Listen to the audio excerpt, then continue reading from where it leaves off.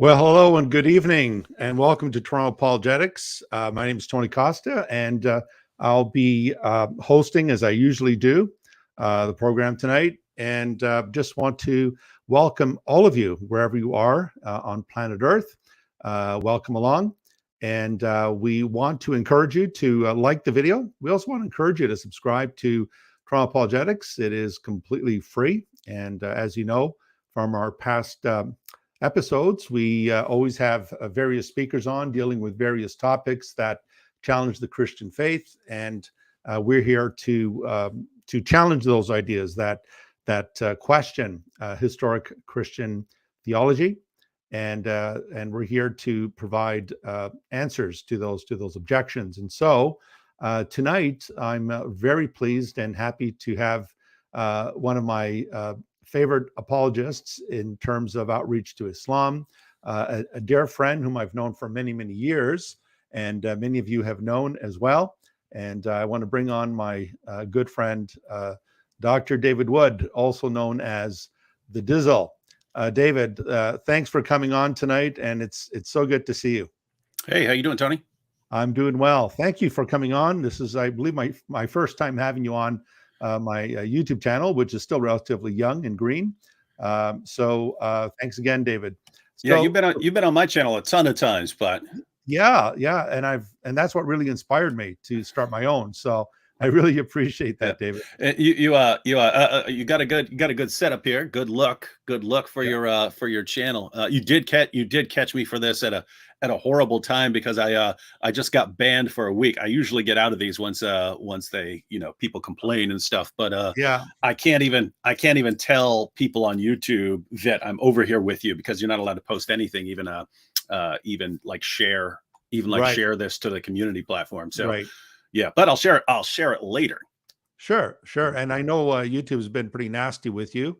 Yeah. They haven't been very nice, and I know you've got a Twitter account where you call out their inconsistencies and accusing you of putting violent material out when it's actually satire and comedy.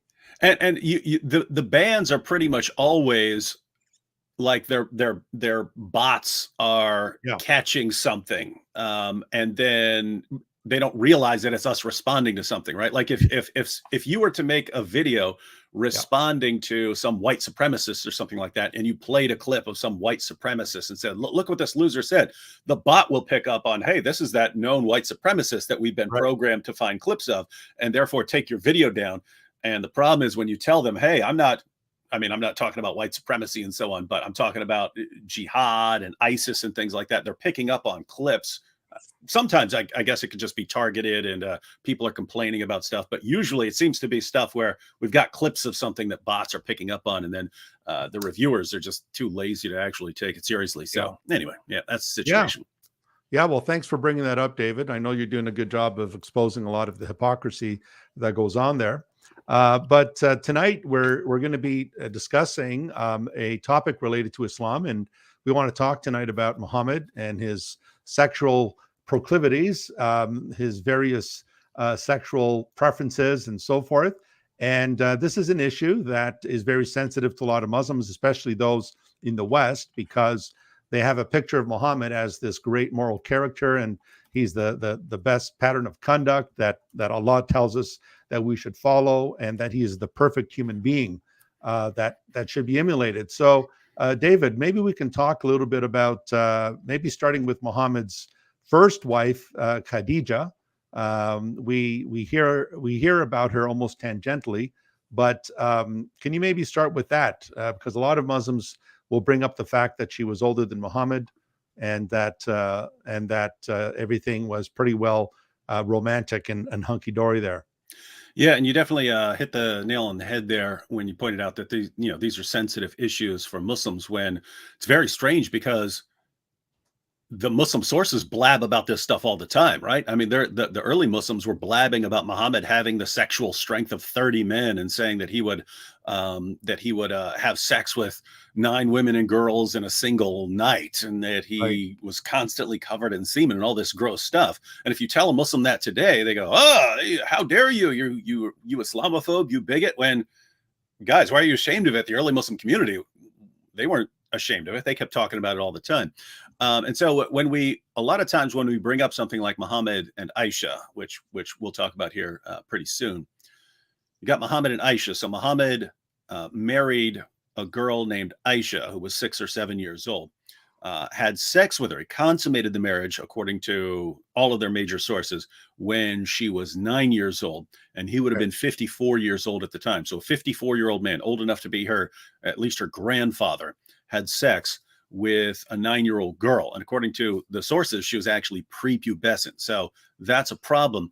But when we bring that sort of thing up, a lot of Muslims will say, well, he can't be a pedophile because he had other wives, and his first wife was Khadijah, who's 15 years older than him. So how can he be a pedophile when his first wife was 15 years older than him? Now the obvious response I think that they're missing is you're saying, hey, no, he must have had pure intentions with Aisha, because he clearly has pure intentions if he's marrying this much older, very wealthy widow. I don't know about you, Tony, but when I hear about someone marrying a much older, very wealthy widow, I'm not thinking, oh, he must have pure intentions. Right. That's not what I'm thinking, especially if you grew up and you don't have a lot because you're an orphan like Muhammad was. I'm thinking maybe you're trying to get some money there. Sure. But so that's one thing. But actually, I think there's something more psychologically problematic at work here, because Muhammad didn't just marry some rich older woman. He married a woman who would have been about the same age that his mother was. And if you read the sources, it sounds disturbing, right? I'll just give people a little background here. I've talked in videos about psychological issues that arise, and it's primarily with children who lose their father figures when they're young. If they either have a horrible, abusive, violent father figure, or if they have no father figure at all, that affects them when they get older. They tend to have a greater problems with authority. They have greater problems with father figures, and they have greater problems with viewing God as some sort of heavenly father. So I've pointed that out with Muhammad, but Muhammad lost everyone. So his father died before he was born. Then he was sent to live with a family of Bedouins. They eventually concluded that he was demon possessed and sent him back to his mother. So he lost that. That was his first family that he would have remembered. He lost them. He went back to his mother when he was about 4.5 years old. And then his mother died when he was 6. Then he was sent to live with his grandfather, and his grandfather died 2 years later. So Muhammad lost every relationship he had by the time he was 8 years old. And so you can see how this is related to Muhammad having a problem with God being a father. God's a father to no one. The only relationship you can have with Allah is a slave to master relationship. You can see how this affected all kinds of relationships. I mean, the Surah 33 of the Quran originally said that Muhammad is the father of Muslims, because it says the wives are the mothers of believers. So why isn't Muhammad the father of believers? Well, the Quran, Surah 33, verse 6, originally said that, and then it was removed. And then later in the chapter, it's revealed he's not a father of any of you.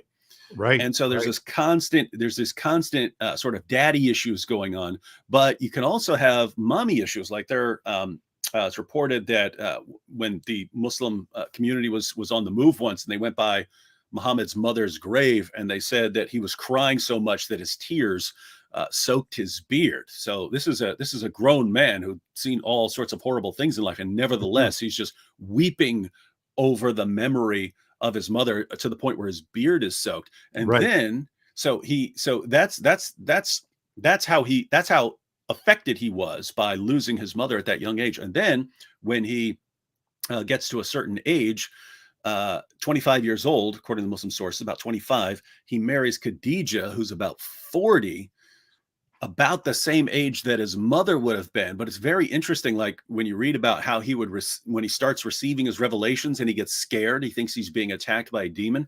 But whenever something would scare him, he would run home to Khadijah and say, cover me, cover me. And she would have to cover him up with a blanket and hold him. And I'm thinking, a grown man is acting like this, especially like a grown man who's like the pattern of Mhm. conduct from. I mean, Tony, Yeah. I'm sure you're like me. If some horrible evil thing is chasing you, are you going to run home to your wife? No. Yeah, I'm going to stay away from my family. And hey, Yeah. if you want to take me out, take me out. If you want to Yeah. chase me. If you want to do something to me, do something to me. Stay away from my family. Right. Whereas, Muhammad is literally running home for protection from his much older wife. Protect Yeah. me from this evil demon that is coming after me. And that is so disturbing. But notice, it is Yeah. exactly what a little child would do. A little child Right. would run home to his mommy and beg his mommy to protect him. And Mhm. that's exactly what Muhammad did. So, um, something, they apparently had a good marriage otherwise, but definitely some disturbing stuff. Mhm. And I don't think Muslims can really point to that to show that Muhammad's intentions were pure. I Yeah. think you have some psychological I issues, would and agree. at the very least, he married a rich old woman. Yeah. I mean, those are definitely deep-seated insecurities that he had in terms of his mother passing and so forth. But also, you mentioned his insecurities with father figures, and I know we mentioned this before, David. I know you did a show on that. I think it was Paul Fritz who wrote the book "Faith of the Fatherless," and in that book, Paul Vitz. Paul Vitz, Mhm. Vitz, right? Vitz or Vitz, as you say in the United States. And in that You book, guys, you guys say Zed up there? Zed, yeah, we're part of the Commonwealth, Okay. so we follow the British for some reason because we're part of the Commonwealth. So we do say Zed. You guys said Z. Anyway, when I did the alphabet growing up, they taught us to say Z, but we ended up pronouncing it Zed. But anyway, Paul Levitz wrote a book called Faith of the Fatherless. So Mhm. if you guys don't have that book, I would encourage you to get it. And he says pretty much what David has said, that a lot of some of the leading philosophers and leading scientists, including Richard Dawkins, had troubled relationships with their fathers, with the fathers were either absent or the fathers had betrayed the family in some way. And it can explain as well, David, that a lot of these atheists have this deep-seated hatred for the idea of God as Father, the Heavenly Father, and so forth. And it would explain why Muhammad had an aversion to calling God Father. Mhm. And it actually has, like, Muhammad is like the paradigm of this psychological this collection of psychological issues. Mhm, So mhm. keep in mind, everyone, no one's saying that, if you have a bad father, a missing Yeah, father, you're going to be an atheist, or if you have a right. great father, you're going to be a theist or something like that. It's just straightforward statistics, right? Mhm. It's people who go through various things as children statistically end up with different sorts of issues when they get older. So Paul Vitz went through basically the life stories of over the past couple of centuries, the most prominent defenders of theism and the most prominent defenders of atheism or anti-theism, and he concluded that it was down the line. It was down the line, person by person. The most vocal anti-theists all had major problems with their dad. I mean, Madeline Murray O'Hare tried to kill her dad. Mhm. And the most prominent theists tended to have very close relationships with their father, and so it tends to affect them. But there was that interesting passage at the end of the book where he raises an objection and says, "Well, if in our time these things have such an impact on theism and atheism, and whether you believe in God, how do we explain that atheism is a pretty recent thing?" Not a lot of atheists, centuries ago. So, but people still had bad or missing fathers back then. So what was the issue? And he says there at the end that this uh, this would have expressed itself differently in previous generations where atheism wasn't considered a live option. So he says if you go centuries ago, it Mhm. would have expressed itself. It would have led people to, of course, have a problem with viewing God as a heavenly father. It would affect their ability to form long-term relationships. Again, we're not saying that you have messed up relationships. It's just statistically, it tends to the problems in relationships tend to rise if your childhood experiences with the people who are closest to you were traumatic, or people abandon you, left you, or just died, but it feels like they abandoned you. That affects your relationships later in life. So they have problem forming healthy relationships, Mhm. and they have a tendency to rebel against authority and tradition. And you look at Muhammad, he rebels against his culture to the point where he eventually comes back and violently subjugates them. I mean, he forces them to submit to him. So that's how much he rebels against the culture of his time. He says he's actually with the Jews and the Christians, except the Jews and the Christians both view God as a heavenly father. So he has to reject that. He has to reject that. No, Allah's a father to no one, not in any sense. And you look at his relationships, and it's just one really, really weird relationship after another, until, we'll probably get to the issue of Muhammad and Zainab, but Muhammad had an adopted son named Zayd, and Muhammad eventually abolishes adoption. Like, you orphans, I didn't get a father. None of you gets a father. There's no more adoption in Islam, and I'm taking your wife. And it's like really, really dysfunctional. Right. I mean, and even he was orphaned at a young age, so he never met his dad, and his uncle, according to the reports, wasn't the best relationship there. And so it does really explain that idea of the idea of God being this paternal guardian, was something that obviously Muhammad would have had an aversion to. So that's with Khadija. We touched on Khadija. So let's move along then, Dave, maybe in a chronological line here. What would be the next sexual deviant behavior that Muhammad would have been involved in, according to the Islamic sources? Well, his first two wives after that were Sauda and Aisha. There will be you'll find some people disputing which one was first, but his relationship with Sauda, she was an older woman once again, and if I had to guess, it seems like Muhammad needed someone to take care of his kids from his relationship with Khadija, and so that's what it looks like. But even the relationship with Sauda was massively dysfunctional, because as he got more and more wives, he was eventually going to divorce Sauda for being old and unattractive. And keep in mind, this is the paradigm. This is the example for all Muslims. If your wife gets older and gains weight, just get rid of her and trade her in.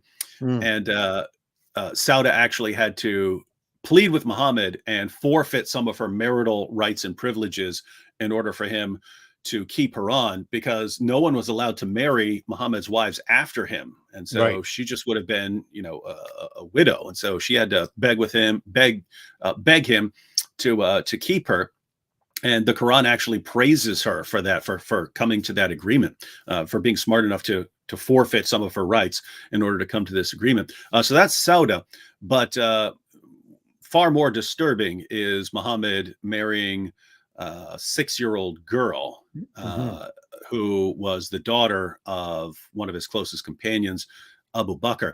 And Abu Bakr initially had an objection to this, because they viewed themselves as so close that they viewed themselves as brothers. So when Muhammad, he gets this vision or this dream where Allah is giving him a present, and he opens up the present, and it's Aisha. So it's my 5 or 6 year old buddy's daughter.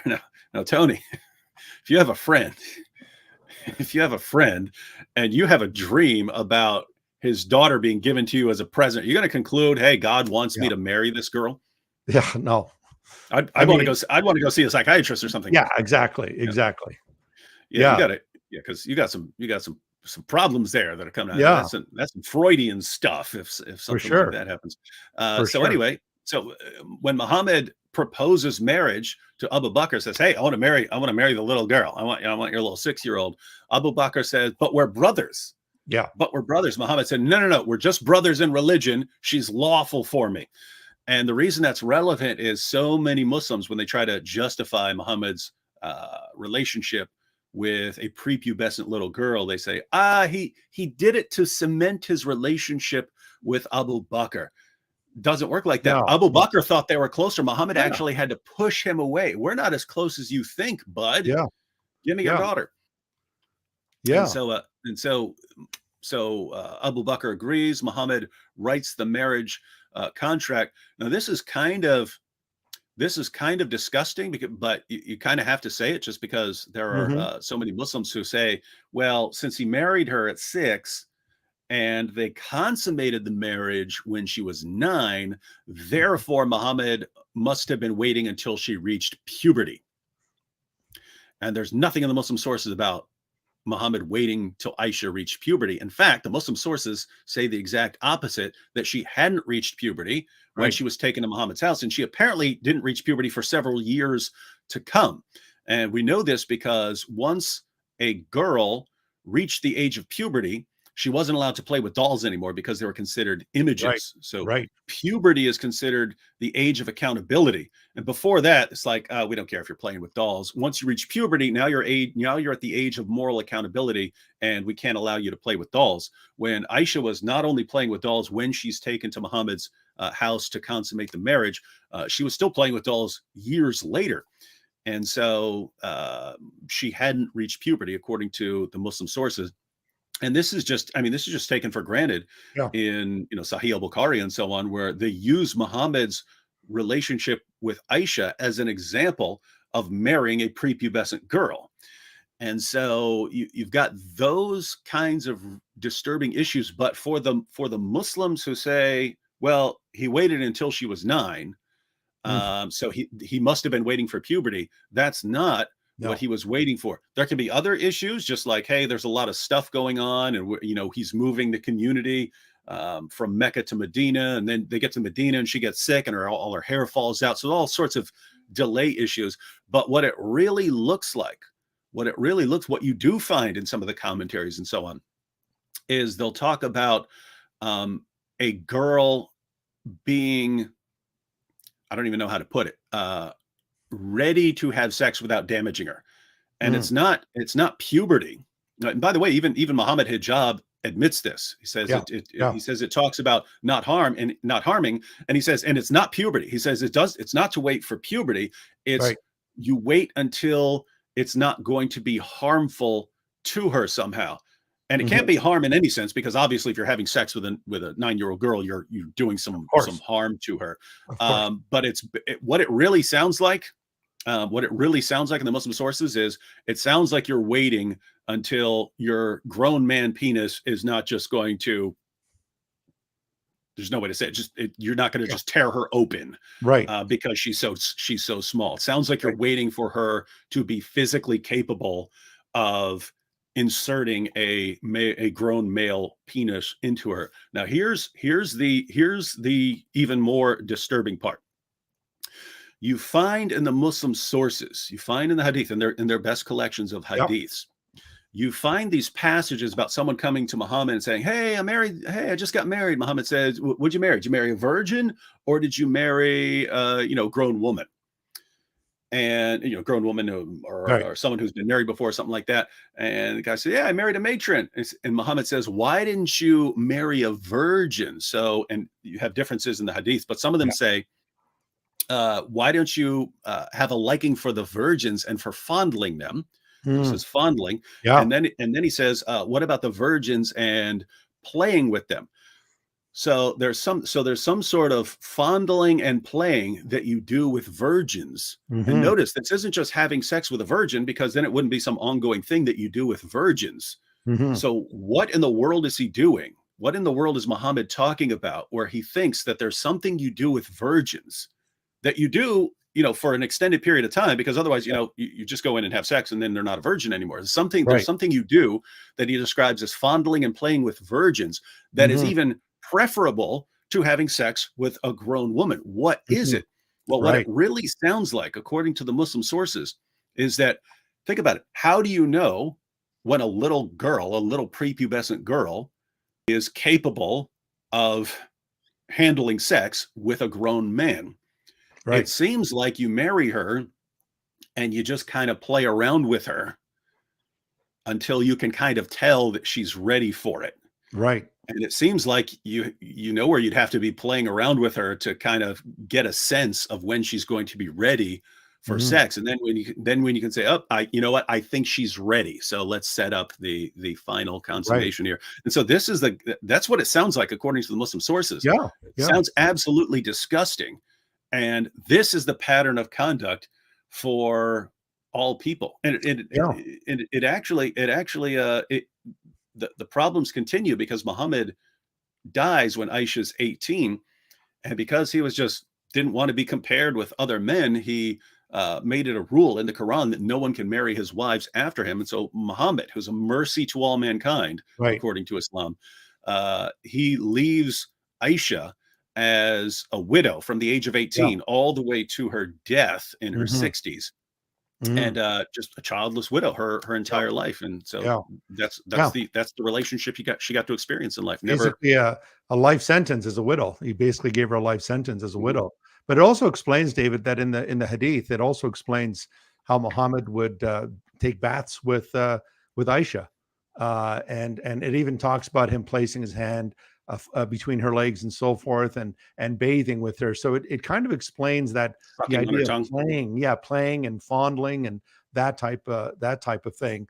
But David, as you know, this is an area of great embarrassment, and so embarrassing that Muslims have been trying to tweak the evidence and try to say, "Oh, no, no, no, he had sex with Aisha when she was 18."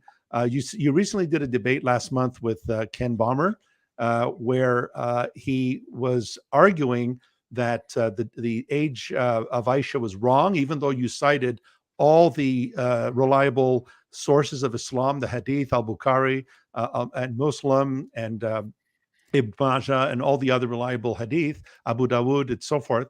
And he basically just basically he threw that all to the curb and said, "Yeah, but this encyclopedia says this, and this modern author says this." And it really was quite an embarrassment, David. To be honest with you, I was absolutely astonished at the fact that he calls himself well, I'm assuming he's a Sunni Muslim, and he's not even following the Sunnah, which is the Quran, the Hadith, the Sirah, and so forth. And he just basically rejected all the 11 sources that you were pointing to that confirmed that Aisha was 6 years old when he contracted the marriage and consummated the marriage at 9 years old. So even Shabir Ali, whom we both know, has gone so far as to say that she was much later, she was much older. The only scholars, I think, like Yasser Qadi, at least have enough sense to come out and say, "Look, can you stop with this stupidity?"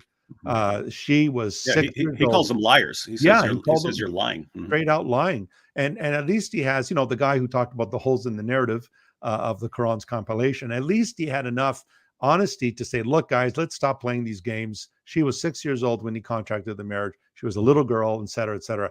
Maybe you can talk towards that, David, because a lot of modern day Muslims are really they're trying to do what they accuse you and I of doing, the Jews and the Christians, of corrupting our texts and our sources, our scriptures. And yet there they are corrupting their sources like the Hadith and so forth, basically saying that Bukhari lied, a Muslim lied, Abu Dawud lied, and all the other Al-Tabari, Ibn Kathir was a liar, and so forth. Maybe you can talk towards that, David, because this is really revision at its best. Yeah, so I mean, the positive side of this is that it was much more common like 12 years ago, like 10 or 12 years ago. Almost every Muslim speaker you'd ask would say that yeah, Aisha was significantly older than 9. She's probably 18 or 21 or something like that. Whereas now you've got a lot of people admitting that Aisha was in fact 9 years old, just because people are ready to show them their sources. Hey, what do you do about Bukhari? What do you do about Sahih Muslim, and so on? But yeah, with Kenny Bomer, I mean, I had no idea who he was. He challenged me. So he challenged me to a debate, and I saw he had a YouTube channel and so on. He's debated before, but he's the one who suggested a debate on Muhammad and Aisha. And I was like, what is he thinking? And he initially titled the debate, "Was Muhammad a pedophile?" And I was like, Okay. oh my goodness. You seriously want to debate on whether Muhammad's a pedophile? By the way, this ties into the issue of Muhammad and Aisha. Now, Hmm. people who have been following me for a lot of years, I mean, back before I was on YouTube, I was writing articles for Answering Islam and so on. You can Yeah. still go back, um, look at some things I wrote from back in the day. But I used to say, hey, we shouldn't be calling Muhammad a pedophile because a lot of psychiatrists classified pedophilia as a disorder if the man was primarily or exclusively sexually attracted to prepubescent girls. And so it's debatable because Muhammad was apparently sexually attracted to almost anything, right? So it didn't look like he was exclusively attracted to little girls, but I think you could make a case that he was, primarily, given his emphasis on Aisha, primarily. But there's something weird. So anyway, the point is, I would say, hey, given what the technical term of pedophile, there's a popular usage of pedophile, which is anyone who's attracted to a kid. But I would say, hey, given the technical meaning, we shouldn't be calling Muhammad a pedophile because it has this technical meaning, and it's not obvious that he fits that technical meaning. In fact, in the exclusive sense, he was clearly attracted to more than children. So that's why I said back then. But notice that's kind of weird, right? Because we want to say there's anyone who's attracted to children has a problem, even if you're still attracted to grown women and old women. If you're attracted to children at all, you've got a problem. And fortunately, the DSM-5, this is the standard work that there is in diagnosing mental illnesses. Under their discussion now of pedophilia, they give some criteria. Muhammad meets all the criteria hands down. And then what you do is you specify whether it's exclusive type or non-exclusive type. In other words, hey, you fit the definition of a pedophile. Now, is it exclusive? You're just attracted to children, or you're attracted to other people as well. So now we can say Muhammad's a pedophile according to the official definition. He's non-exclusive type pedophile. So you've got those kinds of issues. But anyway, the point is, back in the day, I was trying to give the benefit of the doubt as much as I could, but Muslims were over and over and over again saying she was 18 or even older and so on. And now we get down to our time and they're admitting it. So I had no idea what Kenny Bomer had up his sleeve. I didn't know what his position was going to be. I found a clip of him saying that a grown man who's attracted to little girl has problems and so on. But I had no idea how he was going to justify Muhammad's relationship with Aisha. So I had no clue what was going on when I went in there, what he's going to have up his sleeve. But yeah, he just took a bunch of modern sources of people, usually not any sort of expert in Islam, who were saying that her age is disputed by Muslims. And that's true. Now Muslims dispute it all the time. Now you have people like Kenny Bomer and you have people like Shabir Ali, and they're saying, we don't know how old she was and so on. So yes, it's obviously disputed. But it was just funny because, I had started in my opening statement. I read multiple sources, but then I would just give the references to people who want to read more. So I would say, here's a passage from Sahih al-Bukhari, and I would read it. And then I would say, for more in Sahih al-Bukhari, and I'll give a bunch more references. I probably gave 25 or 30 sources saying that Aisha was 9 years old. And then Kenny, he comes back, he's got his modern stuff. And then he would read someone in one of his modern sources saying, and Ibn Kathir and Ibn Hajar al-Asqalani, they say that Aisha was older. And I'm like, wait a minute. Unfortunately, I had the sources, but Ibn Kathir said that she was 9 years old. And he said, it's not disputed by anyone. Right. That's right. Ibn Kathir, you're quoting Ibn Kathir to say that she was older than 9. I say, where? Give me the source. Give me the source. Because Ibn Kathir said no one disputes it. And then Ibn Hajar al-Asqalani, he's considered the greatest hadith scholar of all time, saying that he said that Aisha was older than 9 years old. He's the one who said that she hadn't reached puberty because she was still playing with dolls, right? He's the one who points that out, that she was prepubescent. And so it's clear that it's either just total deception, saying, oh, these sources support this older age. It's either just total deception, or it's just complete ignorance, and they're just, I don't know what they're doing, but they're even the people he's appealing to, the sources that they use agree with me. Right. And it got to the point where I was just saying, can you give one source? Can you give one actual source to say that she was older than 9? Just one. I gave you dozens. Can you give me one? Can you just give me one? He couldn't give one. And so but that's the situation. And that's why you'd think it's just a really bad idea to debate it if that's going to be the situation. Because if you really have Muslims who are bothered by their prophet having sex with a little girl, you don't ever want to discuss this in public, because if you discuss it in public, then someone's going to bring out all the sources. Whereas if you're just discussing it with your Muslim friend in private and not having someone bring out all the sources, you'll have people going, oh yeah, no one really knows. It was so long ago. The sources probably say all kinds of different things, and who knows? And that will work in an atmosphere of ignorance. But as soon as you step on stage and someone starts rattling off the sources, it becomes massively one-sided, because it's a totally one-sided issue. And so it's just the older generation understood this, right? When you go back to like Ahmed Deedat and Zakir Naik, even the earlier days of Shabir Ali and Jamal Badawi and so on, they understood you do not bring these issues out. You don't debate topics like this, because your Muslim audience and your Christian audience isn't going to know these things. And so it's not a problem for them. It's not a problem that Muhammad had sex with a prepubescent girl, because they don't know about it. As soon as you say, let's debate it, now all of a sudden everyone knows about it. And so they understood, don't debate sensitive issues. In fact, they love to prefer debating just Christian topics. Exactly. And but now you've got this new generation. They think we can defend Muhammad against this criticism. We can defend Muhammad against that criticism. And they're just helping expose Muhammad even more. So yeah, that's the situation. And by the way, just a little side note. When I first heard that Muhammad had sex with a 9-year-old girl, I thought, no way, there's no way this can be true. Because I heard it from someone who had read it in what's that Voice of the Martyrs. Voice of the Martyrs. This is in the 90s. This is in the 90s. And the Christian said, hey, I saw in Voice of the Martyrs that Muhammad had sex with a 9-year-old girl. And I was like, there's no way. And I said that because Islam is popular in prison. I was thinking the bottom of the barrel in prison is snitches and pedophiles. And if people knew that Muhammad was a pedophile, he would not be popular in prison. It would be completely ridiculed in prison. And so I eventually found out that he did have sex with a prepubescent girl. And it's just a weird situation where if people in prison knew that, it would not be a popular religion.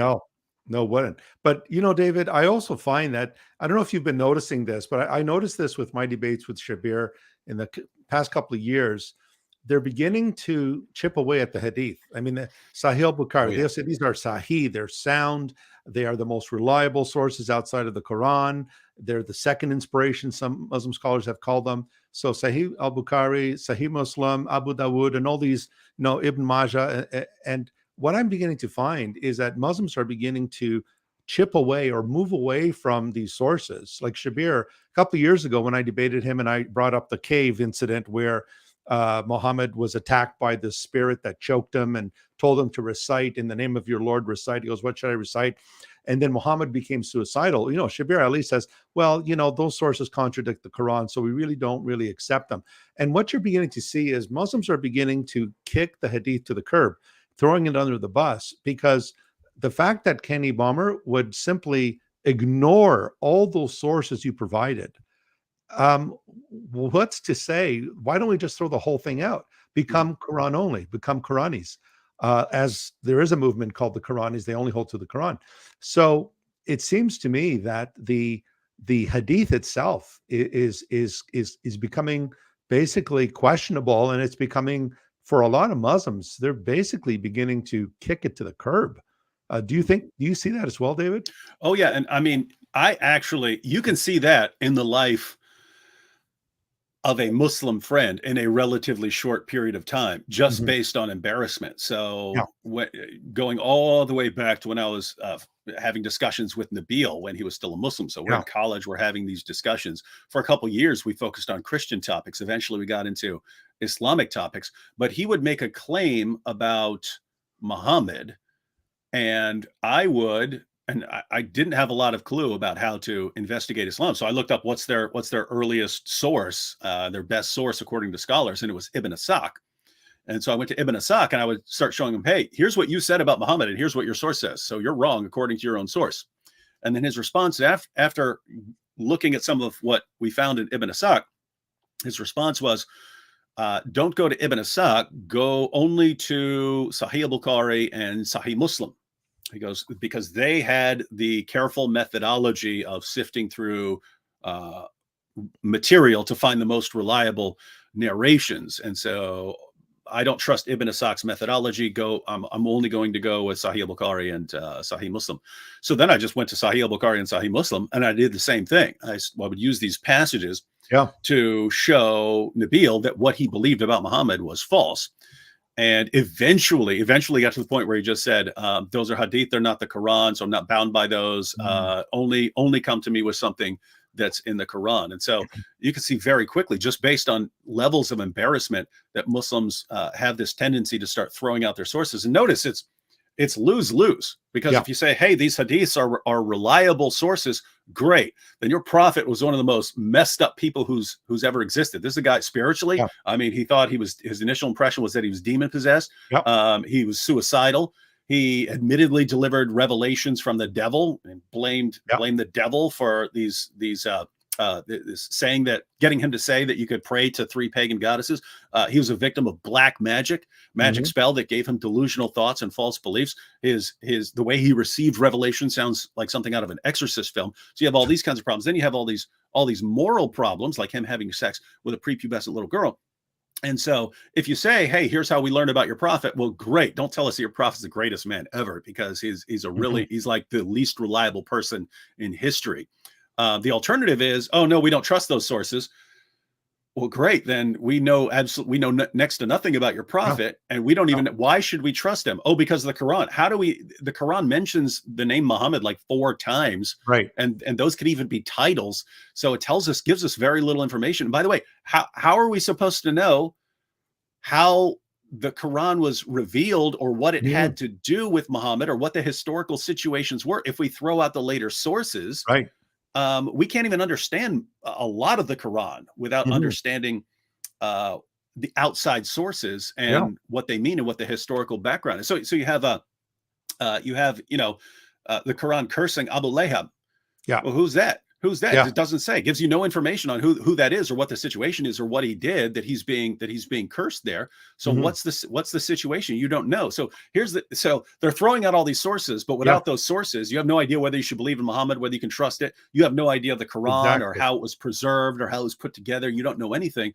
And so either way, they're in trouble. And this is one of the reasons that we see that Islam is imploding. And so that's just the situations they're stuck in. Do we admit that Muhammad is this horrible person, or do we try to cast doubt on those sources? But you see in the life of Shabir Ali, you see it. He's becoming more and more skeptical of these sources. What's interesting is he was in a discussion with Mufti Abu Layth, and he just admitted, look, I just find it problematic, the idea that a guy who's a moral pattern of conduct would have sex with a little girl. I can't believe that. So he's taking, here's my image of what a good man does. According to the hadith, that's not what Muhammad did. Therefore, I have to throw out my sources. Whereas notice the obvious choice is, wait a minute, if this is what a good man would do, and that's not what Muhammad did according to the sources, so much for Muhammad, right? Muhammad is not our guy. He's not a good pattern of conduct, as he's said to be in the Quran. So the Quran's wrong. Moreover, I can't trust this guy's revelations. If he's actually getting a revelation from God telling him to go have sex with a little girl, and I find that morally reprehensible, then I can't believe in any of this. Yeah. I mean, also, when you look at the fact, David, that there's inconsistency all around. There's inconsistency. And yet, Shabir Ali and Ken Balmer they'll grow their beards according to the hadith, shave their mustaches. Where do you get that from? Oh, it comes from the hadith. The way they walk into their mosques, the way they walk into a bathroom, where they can pray, where they cannot pray, the posture of prayer, all these things come from the hadith. Or why do they pray 5 times a day? The salat being 5 times a day. It's all based on the night journey. And what is that night journey? Without the hadith, what is the farthest mosque, and et cetera, et cetera? Yeah. What's funny is there was a Muslim who debated James White years ago. I think his name's is it Hamza? Is it Hamza Abdul Malik? Oh, yeah, Hamza. Forgot his last name. Wait, yeah. I know the guy you're talking about. Yeah. So one of James White's early debates was with a Muslim, and he had the debate. But that guy eventually became a Quran only Muslim. And if I've hung out with him a few times, and super nice guy, really fun. He's hilarious to be around and so on. But he eventually became a Quran only. Muslim. Yeah. And I was talking to him. I was talking to him. We were at ODU. He came down for some debates we were having at ODU, and I said, "Hey, you're a Quran-only Muslim. What do you do about the Shahada? Because you have a Shahada saying there's no God but Allah in the Quran, but it doesn't say there's no God but Allah and Muhammad is his messenger, and this is what you recite to become a Muslim." It doesn't say any of that. I say, so I said, "So do you recite the Shahada?" And he goes, "Nah, it's shirk." I was like, "Whoa, Yeah. you just called the Shahada shirk, right?" Yep. He said, "Yeah." He goes, "There's no God and Muhammad. What are you talking about? God and Allah and Muhammad. There's no Muhammad in there." He goes, Yeah. he starts breaking it down. He said, "Muhammad's a mailman. Muhammad's a Yeah. mailman. He receives the Quran. He delivers it. His job is done." Yeah. That's what he did. And there are problems with that view because, again, the Quran says that you have to follow Muhammad's decisions, that he's Yeah. your pattern of conduct and so on. So it looks like it's pointing to Muhammad. But it is interesting that you even have Muslims who are recognizing the implications of throwing out these hadith. You start throwing out the hadith and saying they're unreliable. Great. That's most of your most significant Islamic practices are from the hadith, not from the Quran. Yeah, I mean, they're putting a blade to their throat by doing that. I mean, even the Sirah, David, if we just throw out the Sirah of Ibn Ishaq, what was Muhammad's mother's name? Does the Quran tell you that? No. Does the Quran tell you what his father's name? Again, without the Sirah, without the Hadith, which are really fillers, they're what fill in the gaps in the Quran. Most of the Quran would just be contrary to what it says. It says it's mubin, it's clear. Without the Hadith, the Quran is a really it's a cryptic book. You really can't understand much of it. Yep. But David, coming back to Aisha, a lot of folks listening to us tonight are thinking, wow, how can a man marry a girl that's 6 years old?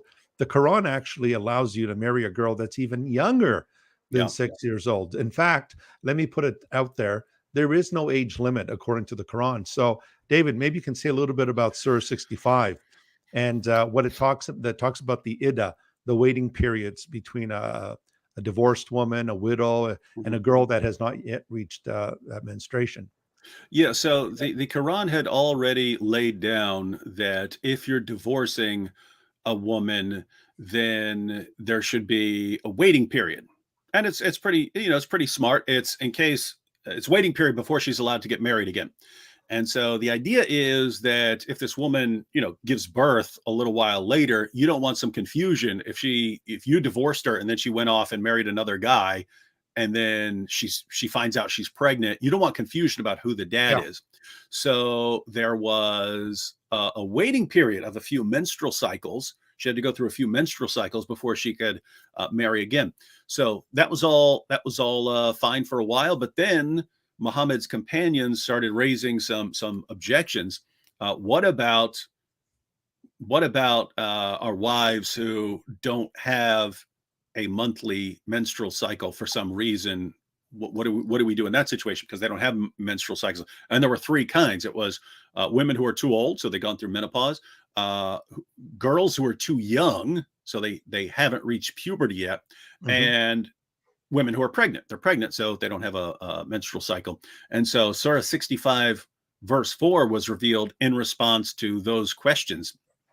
And Allah says, in the case of girls who are too young for a monthly menstrual cycle, instead of waiting three menstrual cycles, wait 3 months instead. So that's Allah's ruling. And I brought this up in the debate, and Kenny Bomer, when he was asked, well, what does this verse mean? He said, well, some women have a disorder where they don't have a menstrual cycle, even though they're fully grown and so on. And the ridiculous part about that, I mean, all the commentators agree with me. In fact, the historical background of that verse was someone saying, what about girls who are too young to have reached the age of menstruation? That's the historical background. That's what it's answering. And that's how it was used. And even in Sahih Bukhari, where he says this is talking about prepubescent girls. And so just a silly scenario, but you're right. All it says is that you can marry and divorce a girl who hasn't reached puberty yet. She doesn't have a menstrual cycle, and that she can then be married to someone else. So notice, a girl can be married, the guy can have sex with her, eventually divorce her. She'll have to wait 3 months, then she can be passed on to another guy who marries her, has sex with her, then divorce it, and all before she's ever even reached puberty. What's interesting is, for years they would say we're liars for saying this, even though it's what all of their commentators say. Yeah. But I recently posted a video where Muhammad Hijab admits this, and it's interesting because he was responding to Quran-only Muslims. You've got all these Quran-only Muslims who are trying to avoid all of these embarrassing hadiths, so they're becoming Quran-only Muslims. And Muhammad Hijab pointed out, well, if you're abandoning these hadiths, now you've got problems as well. Don't think you're safe now because you've thrown out the hadith. You have greater problems. And one of the examples he gave was that if you take Surah 65, verse 4, it says you can have sex with girls who haven't reached puberty yet.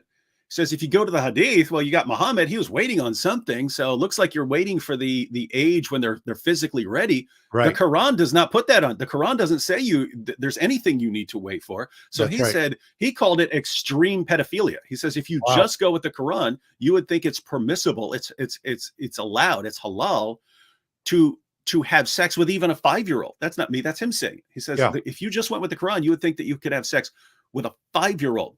And the other example he gave was, since the Quran allows you to strike your wives if you fear rebellion from them, he says, well, strike can mean all kinds of things in the Muslim sources. So how do you know it's not like strike at their necks, like you're killing someone? He says if you don't have other Muslim sources, you'd think you could chop your wife's head off if she gets out of line.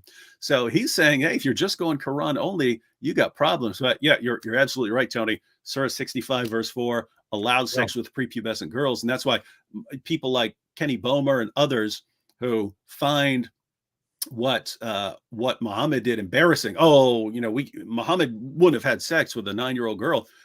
Why? It's perfectly normal according to the Quran. Yeah. And I'm just looking at a couple of Quran versions here, David, and in particular, Halali Khan actually mentions They insert it parenthetically just to make sure it's clear. Yeah, 65 verse 4. And those of your women as have passed the age of monthly courses, for them the Iddah, the prescribed period, if you have doubts about their periods, is 3 months. And for those who have no courses, and then he says, that is, they are still immature. And so there he actually admits that you're talking about immature females, immature girls who are girls who have not yet reached menstruation. And so I want our viewers to kind of take this all in, what Dr. Wood has been talking about here, because remember, this man, Muhammad, according to the Quran, according to Surah 33:21, he is the pattern of conduct that Allah tells us to emulate. If you want to be pleasing to Allah, if you want to have hope in Allah and hope on the last day, you are to imitate Muhammad. That's why Muslim men today imitate the Prophet by how they dress, how they wear, how they walk into the mosques, and so forth and so on.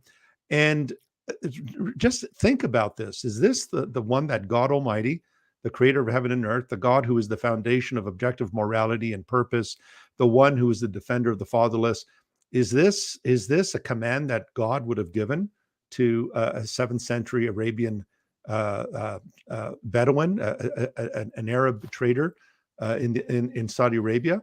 And when you compare the life of Muhammad, or even the character of Muhammad, to Jesus of Nazareth, Jesus did not go around oogling little girls and looking to have relationship with little girls and so forth.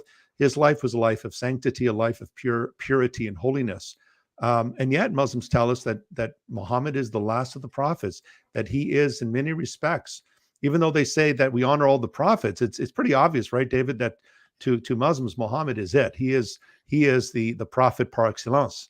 No question. I mean, they'll say, oh, we believe in all the prophets. And what they really mean is we believe what Muhammad said about all the prophets. So they're really just believing one. I mean, if I come along and I contradict every prophet who's ever lived and I say I'm the prophet, but I agree with all those previous prophets, but just believe what I say about them, well, people would really just be believing in me. Yeah. So really, folks, really look at this and just consider the difference between the character of Jesus and Muhammad here.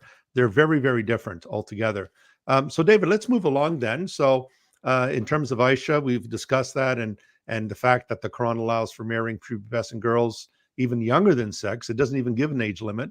Who would be the next on the list? Would we be talking about Zainab, the wife of the adopted son of Muhammad's son Zaid? Yeah, as far as this guy clearly having issues, there are several more that you could point to, but this would be the big one, and Safia would be a huge problem as well, just because, I mean, they tortured and killed her husband. They killed the males in her family, and then he takes her just because he can't control himself. And it's right after he was poisoned. So it's like, you think, hey, wait, a woman poisoned me because I slaughtered her family. Oh, let me marry this woman whose family we just slaughtered too. It's like and then one of his followers has to stand outside the tent because he's think there's no way this woman's not going to try and kill Muhammad tonight after what we just did to her family. So you've got problems like that. But and interestingly, it's a far bigger issue for Muslims during the time of Muhammad, the issue with Zainab. That's the one that the Quran is constantly trying to defend itself. The Muslim sources are constantly trying to defend Muhammad against accusations arising from that. So Muhammad had an adopted son named Zayd. So Muhammad had an adopted son named Zayd, who was called Zayd bin Muhammad. So he's called Zayd, son of Muhammad. Yeah. And he married a very beautiful young woman who was Muhammad's cousin named Zainab. And one day, according to the Muslim sources, one day Muhammad went over to visit his adopted son, and he wasn't there. Instead, Muhammad was greeted by Zainab, who was wearing almost nothing at the time. So what we would think of as like a nightie or something like that. And so Muhammad leaves, but he starts praising Allah. He starts praising Allah. And the idea is that Allah revealed to him right there that you're going to have this man's wife. Now, Tony, before we move on with the story, what did Jesus think about someone who's lusting after another man's wife, period, deciding that he's going to marry a woman who's already married, let alone to someone who's your adopted son? Be an adulterer at heart. Yeah. So Muhammad is an adulterer at heart. We even have Muslim sources about Muhammad would just be walking down the street and he would pass by an attractive woman and he would have to run home to one of his wives to have sex with her. And it's like, no self-control at all. Like I just saw, and Muslims will say, but that's a good example because, rather than fall into sin, he went and satisfied his desire. His point, it's not the point, right? The point is, you have so little self-control that just seeing a woman, you're like, I have to have sex right now. I can't resist myself. This is your pattern of conduct. That's why they talk about him being covered in semen and having the sexual drive of 30 men. Whereas we would look at that and say, hey, look, D. Wood here is a big fan of sex, but there's something wrong with this guy. This guy would be classified with some sort of illness beyond just the pedophilia thing. So Muhammad gets a revelation from Allah telling him that he's going to have the wife of his own adopted son. But then something interesting happens. His adopted son, Zayd, finds out that Muhammad is attracted to his wife. So he says, I'll divorce her so that you can have her. And Muhammad tries to say no, because he's worried about being embarrassed. And so the Quran actually condemns Muhammad in Surah 33, verse 37, for trying to conceal what was revealed to him, namely that he's going, just like it was revealed to him that he's going to take the 6-year-old daughter of his adopted, of his best friend. Now he's going to take the wife of his own adopted son.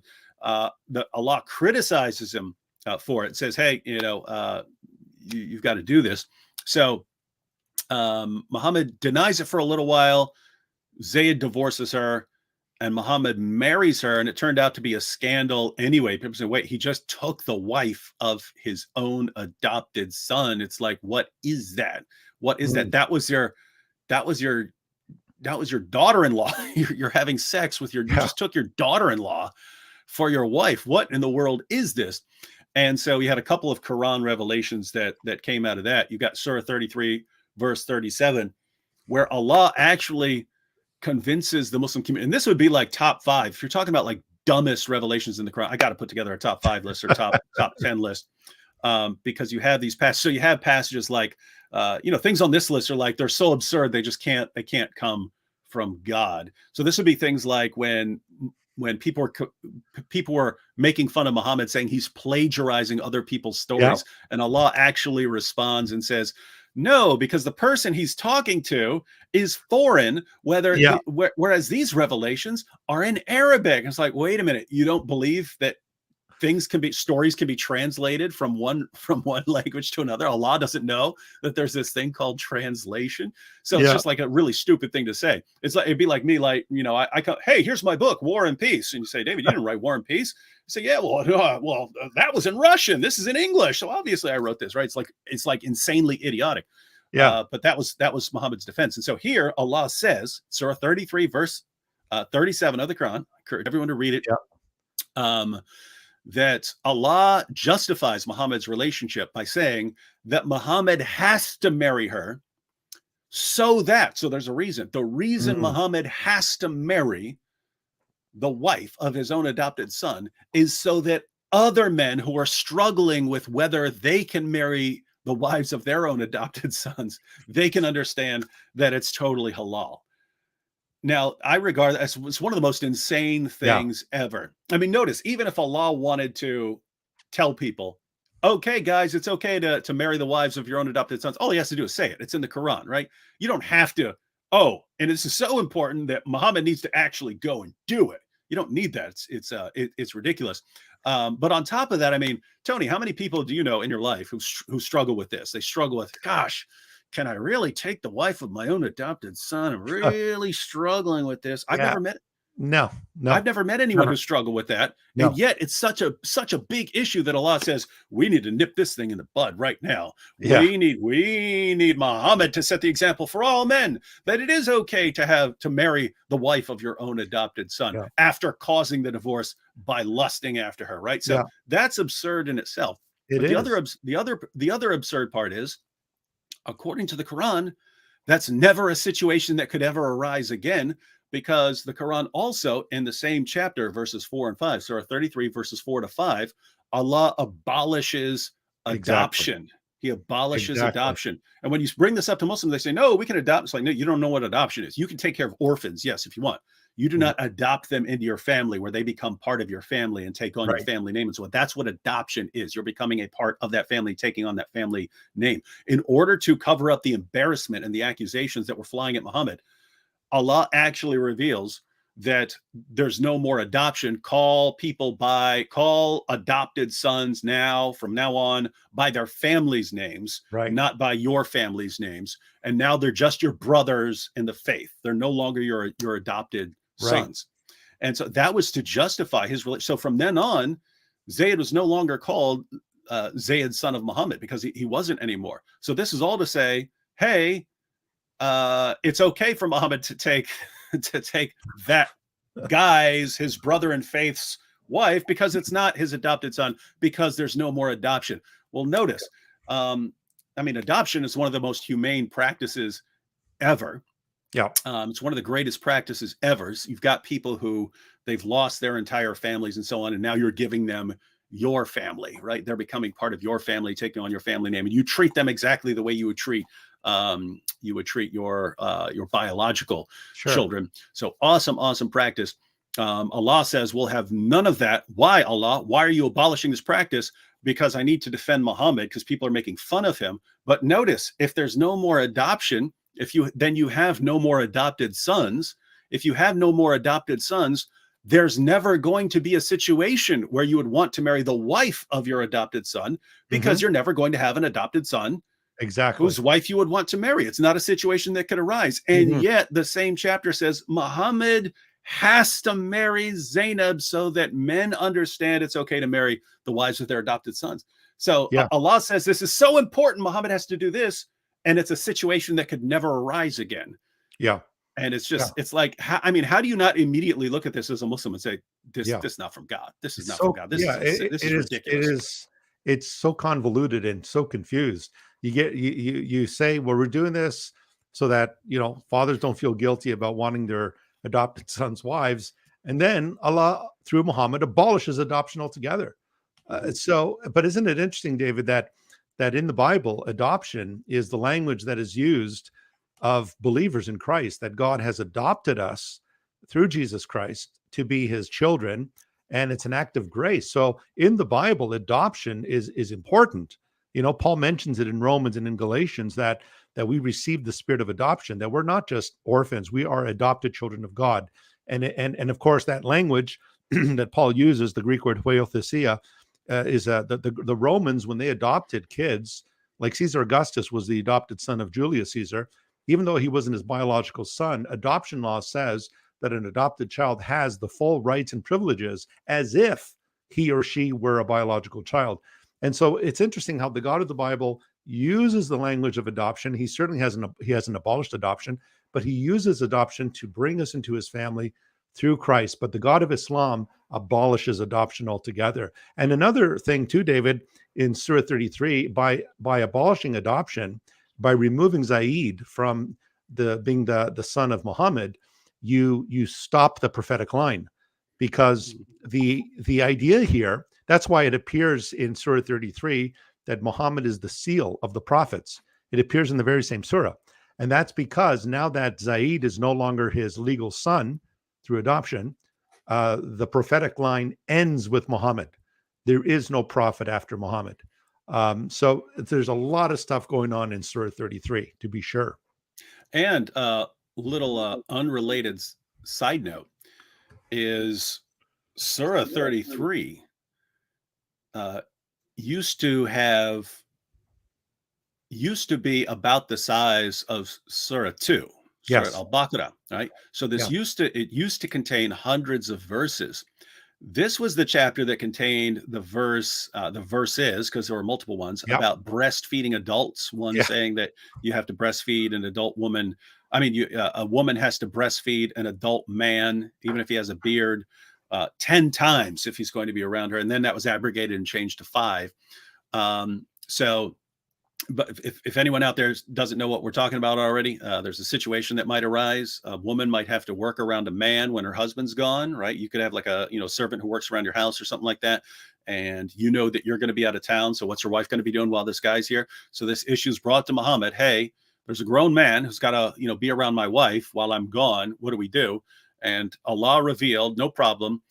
Just have your wife breastfeed the man 10 times, and then he'll, technically be her foster son. And then you don't have to worry about them doing anything while you're gone, because she's put her breast in his mouth over and over and over again. So there's not going to be any sexual attraction there.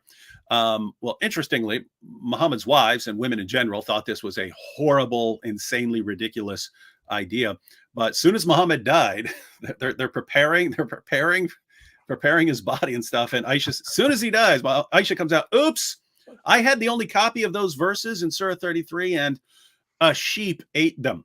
And so we have the Muslim sources talking about a sheep eating that, and the verse of stoning, which is also stoning an adulteress, which was also in Surah 33. And Aisha was on the receiving end of that. I mean, she was about to be stoned to death when she was accused of adultery. So you've got these verses that the women didn't really like in Surah 33, and all of a sudden these verses are gone. What's interesting is, even though you had that's Sunan Ibn Majah, number 1944. So that's straight up hadith. You have Ubay ibn Ka'b and Aisha saying that most of Surah 33 was lost. So it wasn't just a sheep came in and ate those two verses are standing outside by themselves. The sheep came in and ate a whole mess of verses, right? And that's what's amazing. We look at Surah 33, one of the most disgusting things ever written. Muhammad had to marry the wife of his own adopted son. We got to abolish adoption. That's also the chapter where, hey, Muhammad, everyone else gets 4 wives. You get as many as you want. It's allowing him to violate the commands of Allah because he's special. That's where you have all this disgusting stuff. But that's the stuff that survived Aisha's, the Sheepgate conspiracy, where Aisha has her sheep eat all these verses that they really don't like.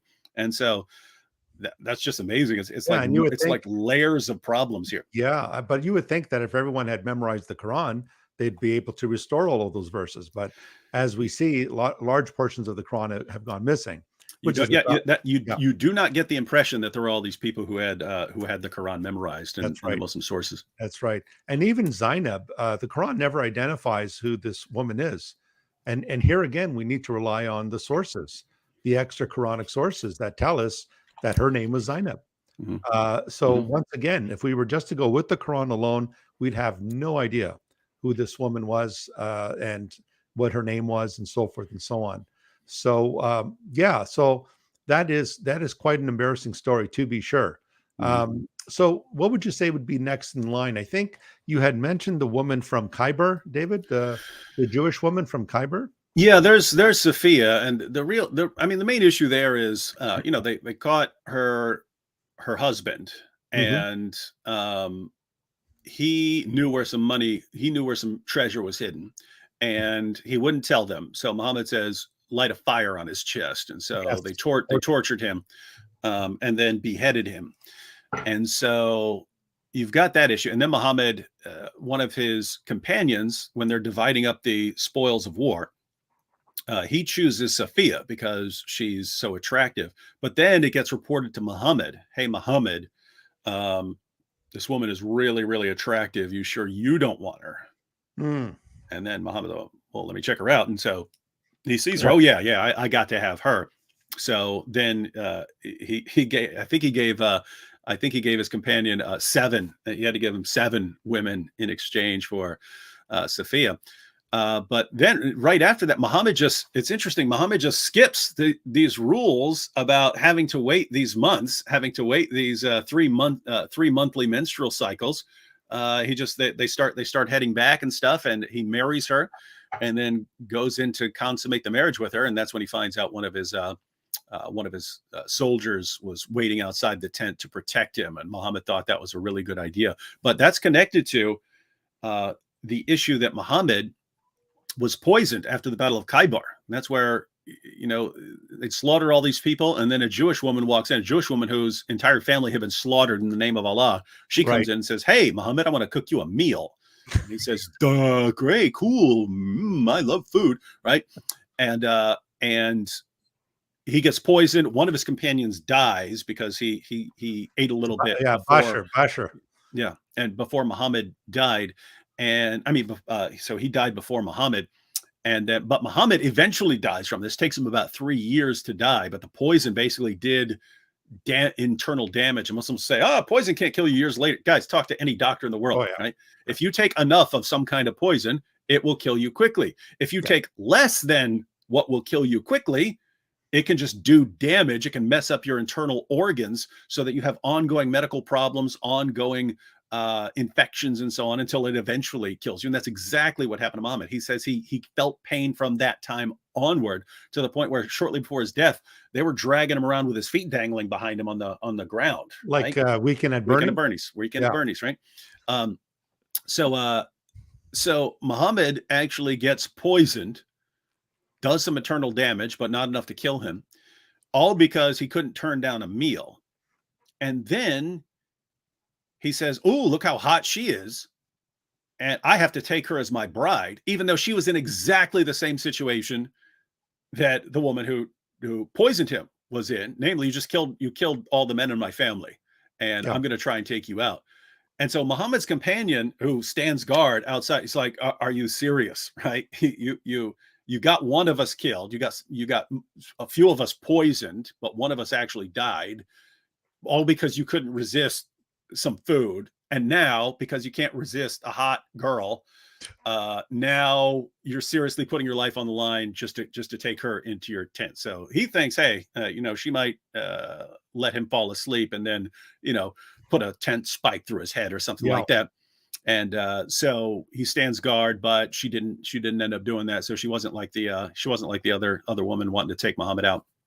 So you've got that situation, and probably the most important remaining issue would be Muhammad's slave girl. Mm. You know about Muhammad's slave girl? Muhammad Go had ahead. a Yeah. Yeah, Yeah. Muhammad had a Coptic Christian Yes. Mary slave the girl, Copt. Mary the Copt. Mm. And not according to me, according to Muslim sources, Mhm. uh, Muhammad got caught having sex. Now he's allowed to have sex with his slave girls. That's revealed in the Quran. He gets his wives and those whom his right hands possess. That's another lovely verse from Surah 33, Surah 33 of the Quran. And so Muhammad knows that he gets his slave girls, but it's just disrespectful to do that in one of your wives' beds.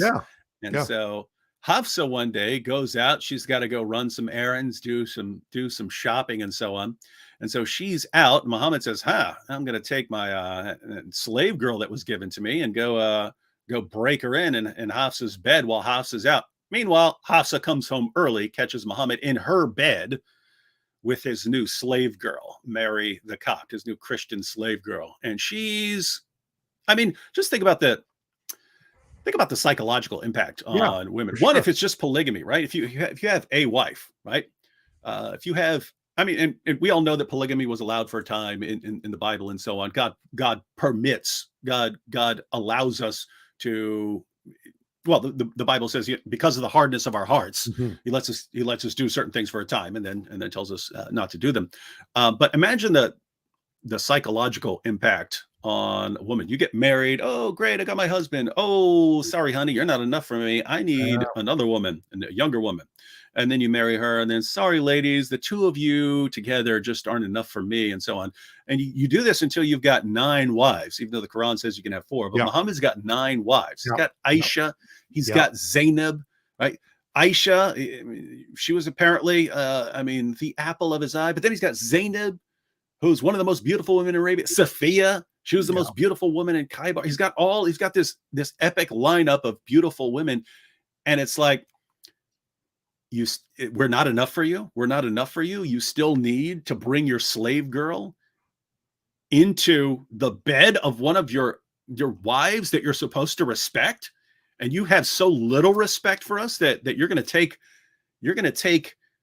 your slave girl to I can just imagine my wife's reaction. She comes, it'd be a horrible, horrible reaction in my bed. Like we probably wouldn't be here right now talking if it was us. It would be it would be horrifying enough to just cheat on my wife with some slave girl or something like that. But if it was in our bed, that's in like your own home, in your own bedroom. And keep in mind that's Muhammad had different houses for his different wives. So that's not, that's our bed. That was Hafsa's bed. Muhammad comes, when it's his turn to be with her and so on, but that's her bed. And he's got a slave girl in there. So she was really upset. Muhammad said, well, just whatever you do, don't tell Aisha.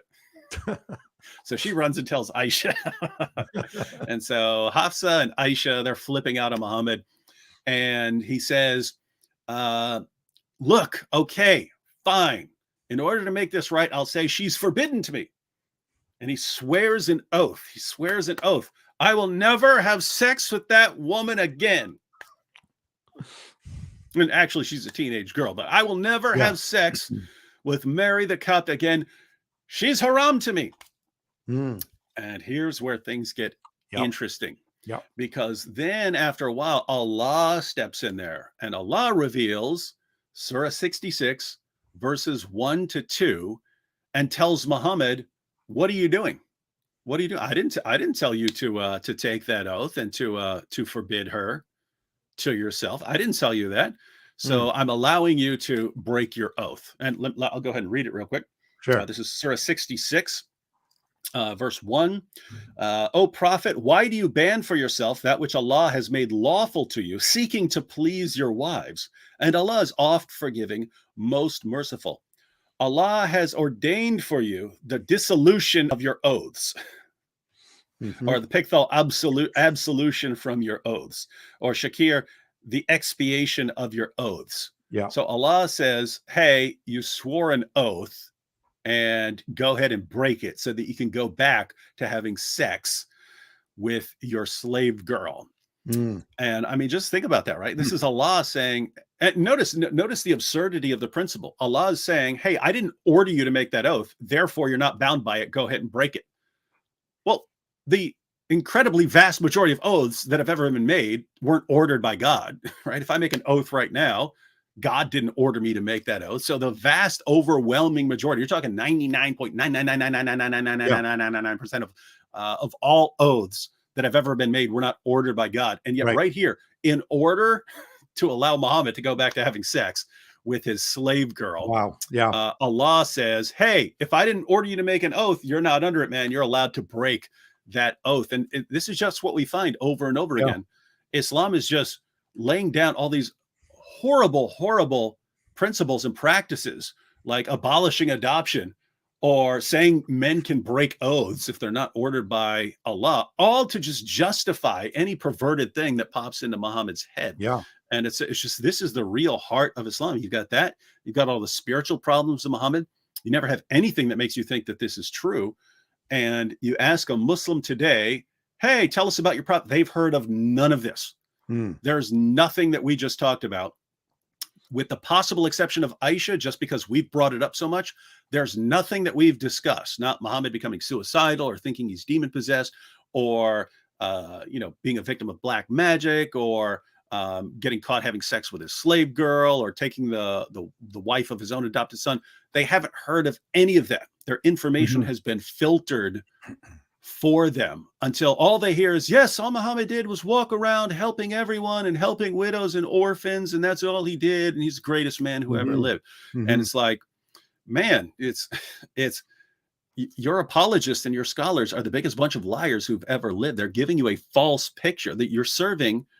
Muhammad's already a false prophet, but then they have to give you a false version of your false prophet. And guess what? This isn't a double negative situation where, oh, if you come up with a false version of your false prophet, that makes him a true prophet. You just got a false version of the most epic and most obvious false prophet in history. And that's just it's the heart of Islam right now. You know, the revelation of convenience that we always see here in the case of Muhammad, David. Remember what Aisha once said? She said, it seems that your Lord is always in a hurry to grant you whatever you wish. And so I think Aisha was right. I think she was onto something. That's why Aisha is my favorite character in the Muslim sources. I love Aisha. She's tongue in cheek, and she called it out. She knew exactly what was going on. But even in Surah 66, they're basically, the women are being told, hey, you know what? You better just lump it, because Allah could simply give him other wives. You shouldn't be whining about him sleeping with his slave girl and so forth, because you're lucky to be married to him. And Allah, if he wanted, he could give him some other wives. And so it just seems, David, that everything in the Quran seems to be, everything is geared towards Muhammad, his needs, his ego, and so forth and so on. And it really does make you wonder. I mean, no wonder the Jews and Christians of Arabia, who at least were informed and knew their scriptures, there's a reason why they didn't accept him as a prophet from Allah. There's obviously a reason why. But when we look at this behavior, this is so unbecoming of someone who is supposed to be the mercy to mankind and to be the pattern for all humanity. And so I want our Muslim friends to know, if you're watching us, we're not saying this out of ill will towards you at all. In fact, everything David and I have talked about here come from your sources. That's what's informing us. It's not what Karen Armstrong wrote in History of God or some other modern writer, but your very sources are telling us this about your prophet. Doesn't that concern you? Doesn't that worry you, that your life, your destiny is resting on this man as the prophet of God? So I think, David, that if you look at the life of Muhammad, not just in this area, but just generally, he fits the description of a biblical false prophet. No question. I mean, matter of fact, I would say he fits it better than anyone else in history. I mean, in terms of matter of fact, I mean, specific things like Deuteronomy 18:20, which is funny because Muslims will go to Deuteronomy 18:18 and say, hey, there's a prophet like Moses. That must be Muhammad. Well, 2 verses later, you have this criterion: if someone speaks in the name of other gods or delivers a revelation that doesn't come from God, he's a false prophet. He would have to die. And Muhammad did both of those with the satanic verses. Muslims will say, we don't believe in the satanic verses. Well, I literally have 50 sources on the I have 50 Muslim sources on the satanic verses. But their leaders will tell them, nope, it never happened. because they try to just shield them from all of this horrible information about Muhammad. But then you have even Jesus saying, watch out for false prophets.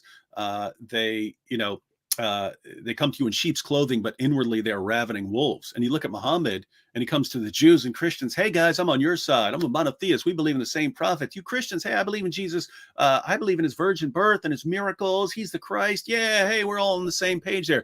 And then as soon as he gets to power, all of you have to be subjugated and become second-class citizens, or I'll slaughter you all in the name of Allah. So perfect example of a biblical false prophet. And if you just look at the history of how people have been able to believe in him, at first when he's an outnumbered prophet, he's going around saying, hey, I'm with the Jews and I'm with the Christians. Hey, I just believe in one God. I believe in Abraham. I believe in monotheism and polytheism, down with polytheism. Mm-hmm. And that was apparently already an attractive position to some people in Arabia, because there were people who viewed the Jews as kind of religious authorities, because it would say in the Quran, it kept saying, hey, look, go ask the Jews, go ask the Jews. So apparently it's common thought that, hey, these guys are in on something, and this is an upgrade for polytheism. Right. And so at first, Muhammad's not fighting. He's not doing all sorts of perverted things. It's just him and Khadijah and so on. And he's just preaching one God, and listen to my revelations. They're so wonderful. And hey, I'm in the Bible. There's references to me in the Bible. And the people he's talking to, they don't know any better. They don't know what's in the Bible. Yeah. Right? And so he gets enough followers. Not a lot, but he gets enough followers to eventually leave the community and then form some alliances and so on. And eventually, by the time that people can start recognizing how messed up this guy is, well, guess what? He's gotten his followers to the point where they'll cut your head off. They'll cut your head off for criticizing him, right? So as his ability to silence critics increases, the number of horrible things that he does, the horrible and perverted things he does, increases. So now I can do more things because you can't say anything about it, because I'll chop your head off. And then you have, for 14 centuries in the Muslim world, you can't criticize Muhammad for all of these things, because they'll chop your head off.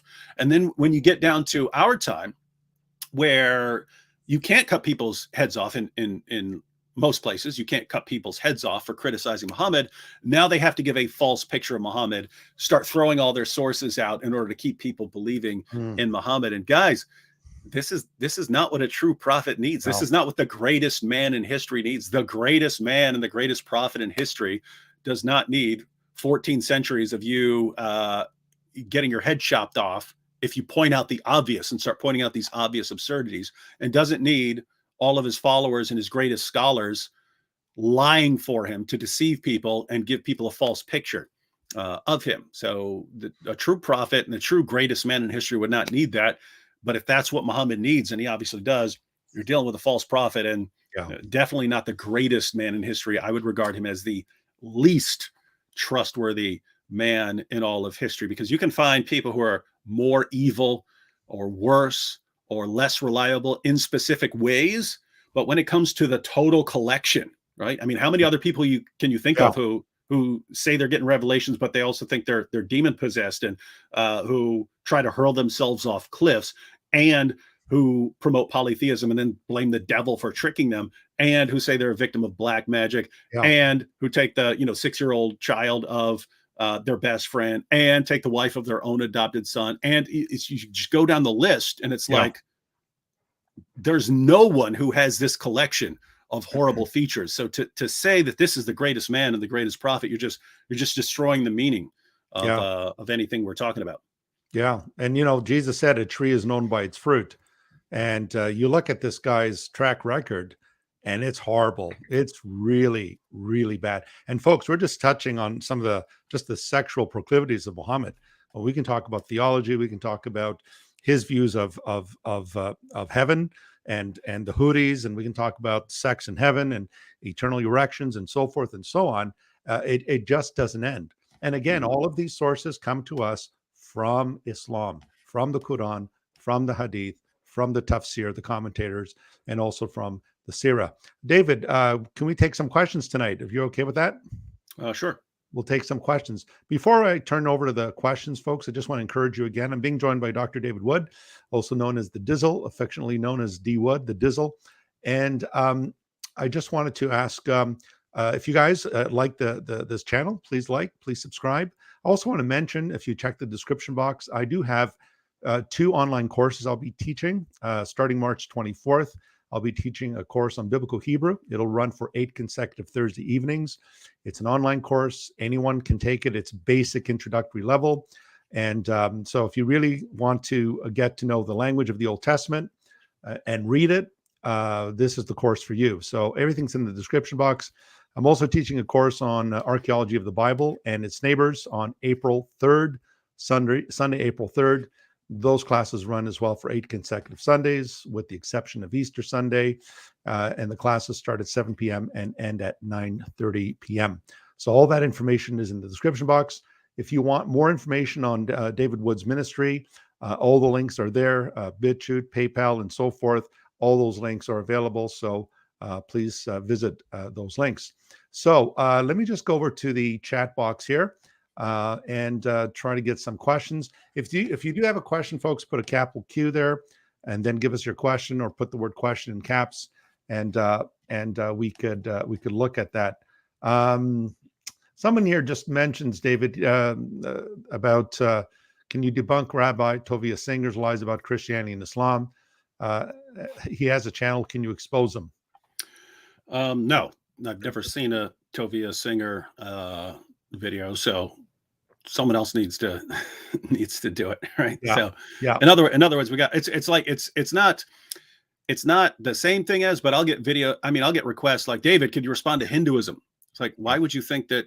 Why would you take anything I say about Hinduism seriously? Do I come off as someone who knows Hinduism? Whereas this is a little closer, because you do have Tovia Singer talking about Christianity and Islam, but it means I'd have to familiarize myself with his videos, which would take a lot of time. The idea is that, if you notice, I don't like talking a lot about stuff that I don't know about, right? Like if I'm in a discussion with someone and I don't know as much as that person, I will usually try to be quiet and listen to what the other person is saying. So I talk a lot about Islamic stuff because that's what I deal with on a regular basis. So it's possible that he'll say something one day that I want to address, but I not on the near horizon here.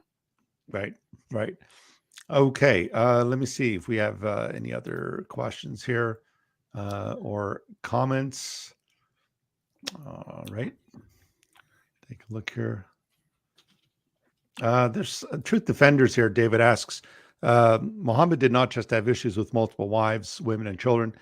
He was also bisexual and a possible pederast. Do you have anything on that, David, or have you covered anything on that?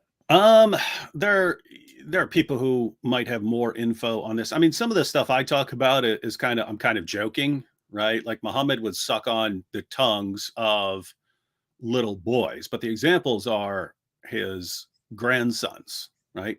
Mm-hmm. So he's sucking on the tongues and lips of his grandsons and having them suck on his tongue. And so, when he sucked on a little boy's tongue, sometimes I'm kind of joking, although I have to say it's creepy, right? It's creepy. Is it sexual? I don't know. That's a situation where I'd give the benefit of the doubt and say, I have no idea, man. I'm not going to say that that's actually sexual, unless I'm just, really making fun of Muhammad and going down a list of horrible things that Muhammad did. But so you have that issue where I don't know what it is. Is it sexual? I don't know. It's gross. Whatever it is, it's gross. Sucking on a little kid's tongue. That's just a disgusting, very horrible practice. Do not imitate him, even though he is your pattern of conduct. You have other issues where Muhammad had a companion. I think his name was Dihya al-Kalbi. Okay. Al-Kalbi's the dog, right? So it's okay. Dihya the dog. And people would see Dihya leaving Muhammad's house and say, "Hey, what's Dihya doing over your house?" He's like a really attractive young man. And Muhammad would say, No, that's the angel Gabriel you saw leaving. Dihya just looks exactly like the angel Gabriel. It's like, wait, what? Right. So you do have lots of issues like that in the Muslim sources where I think you could make a case. And sometimes I might throw that out there you know, if I'm kind of messing with people, because I do that sometimes I'm messing with people, right? Sometimes I'm throwing something out there where it's not to make a serious argument, it's to give Muslims an opportunity to respond in order to lead into the topic that I actually want to discuss. So, you know, in a situation, I might say, "Oh my goodness, did you know that Muhammad sucked on the tongues of little boys?" And it's because I want Muslims to come back and say, "No, it's his grandsons." And their defenses of that is like his spit had miraculous powers and healing powers and could sustain people and stuff. So I want them to say all that. So I'm just giving them the opportunity to say that. But yeah, I think you could. He definitely had problems with women and girls and lots of perverted stuff.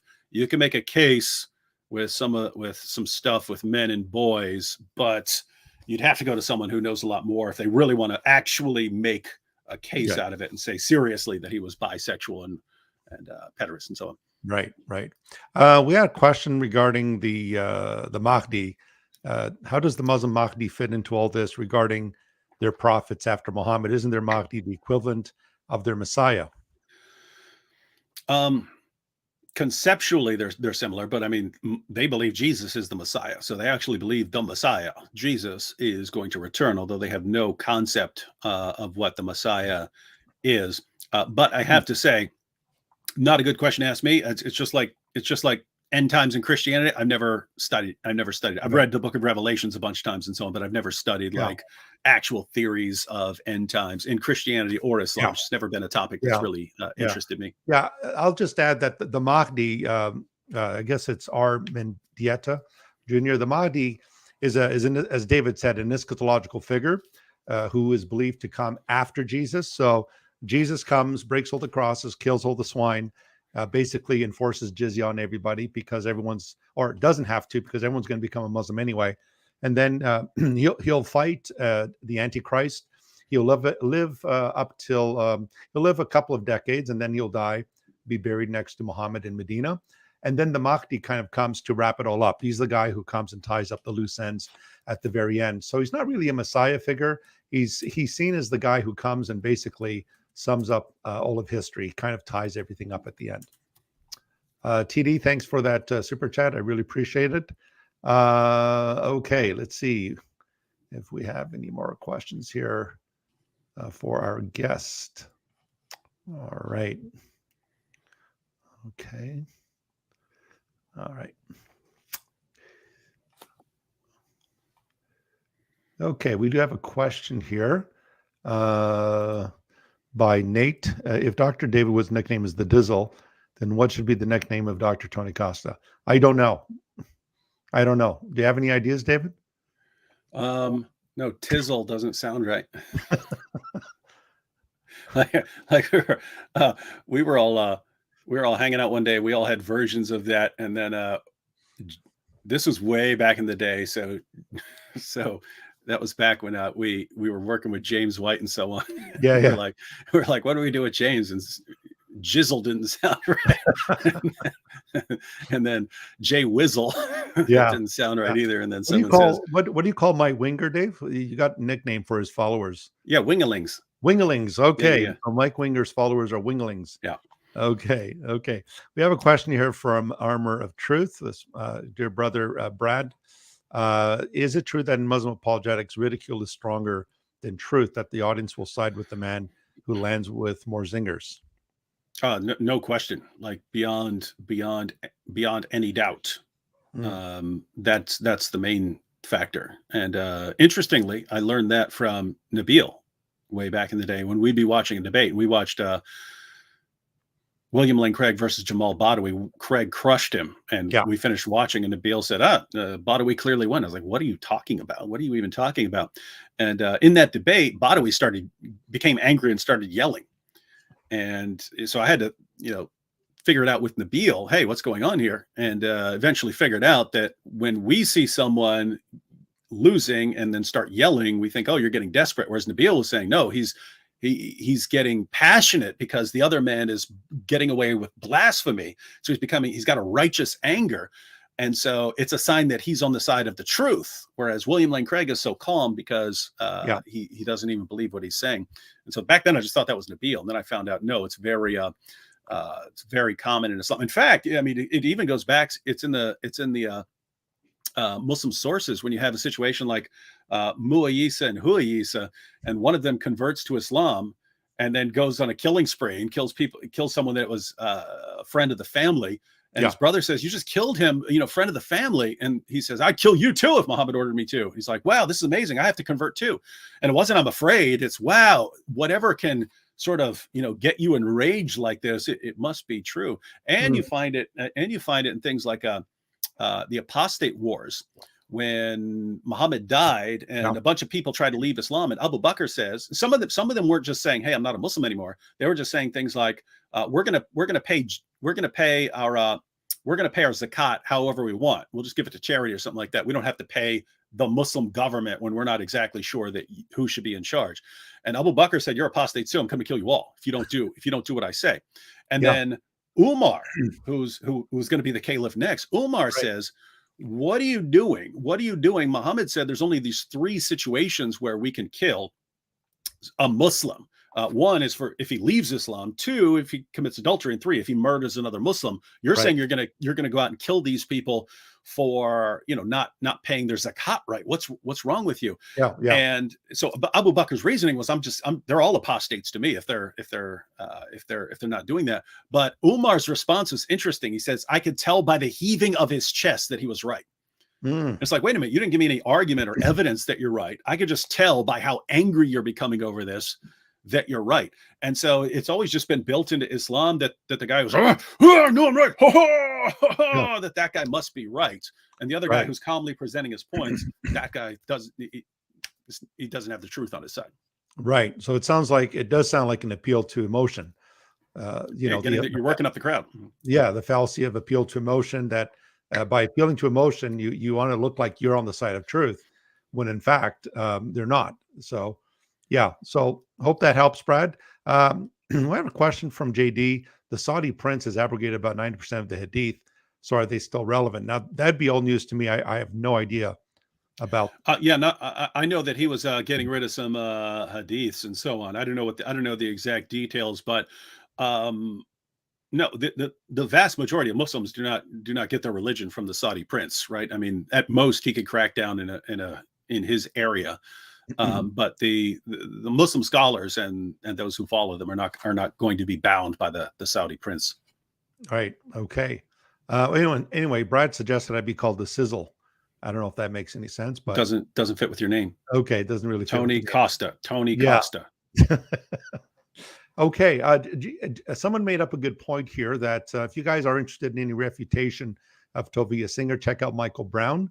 Dr. Michael Brown has done, I believe he did one debate with much Singer. Much better source. He's a Messianic Jew, and so he understands Talmudic Judaism. So Dr. Brown, Michael Brown, I think askdrbrown.com is his website. So you may want to check with him on that. Okay, let me see if we have any other questions here. Let me see. We have a question here from Nada. How do Muslims justify their following of Muhammad and willingness to die for him in spite of all his disgusting biography? The vast majority of Muslims don't know about most of it. And they've just been convinced that he's the greatest man ever, that it's so clear that anyone rejects it must be evil. And I'm saying that just from experience. I mean, when I started interacting with Muslims, I really thought they were all very knowledgeable and so on. And I would start talking to them and I would bring up a Quran verse or Hadith passage. They had no clue what I was talking about. So you're talking 95 to 98% of Muslims that I would talk to over the years, regular Muslims, not scholars or debaters. Yeah. But talking 95 to 98% of them would have no clue what I'm talking about when I start quoting the Quran and the Hadith to them. Mm-hmm. And I think the greatest enemy to Islam, I think you pointed this out before, David, is the internet.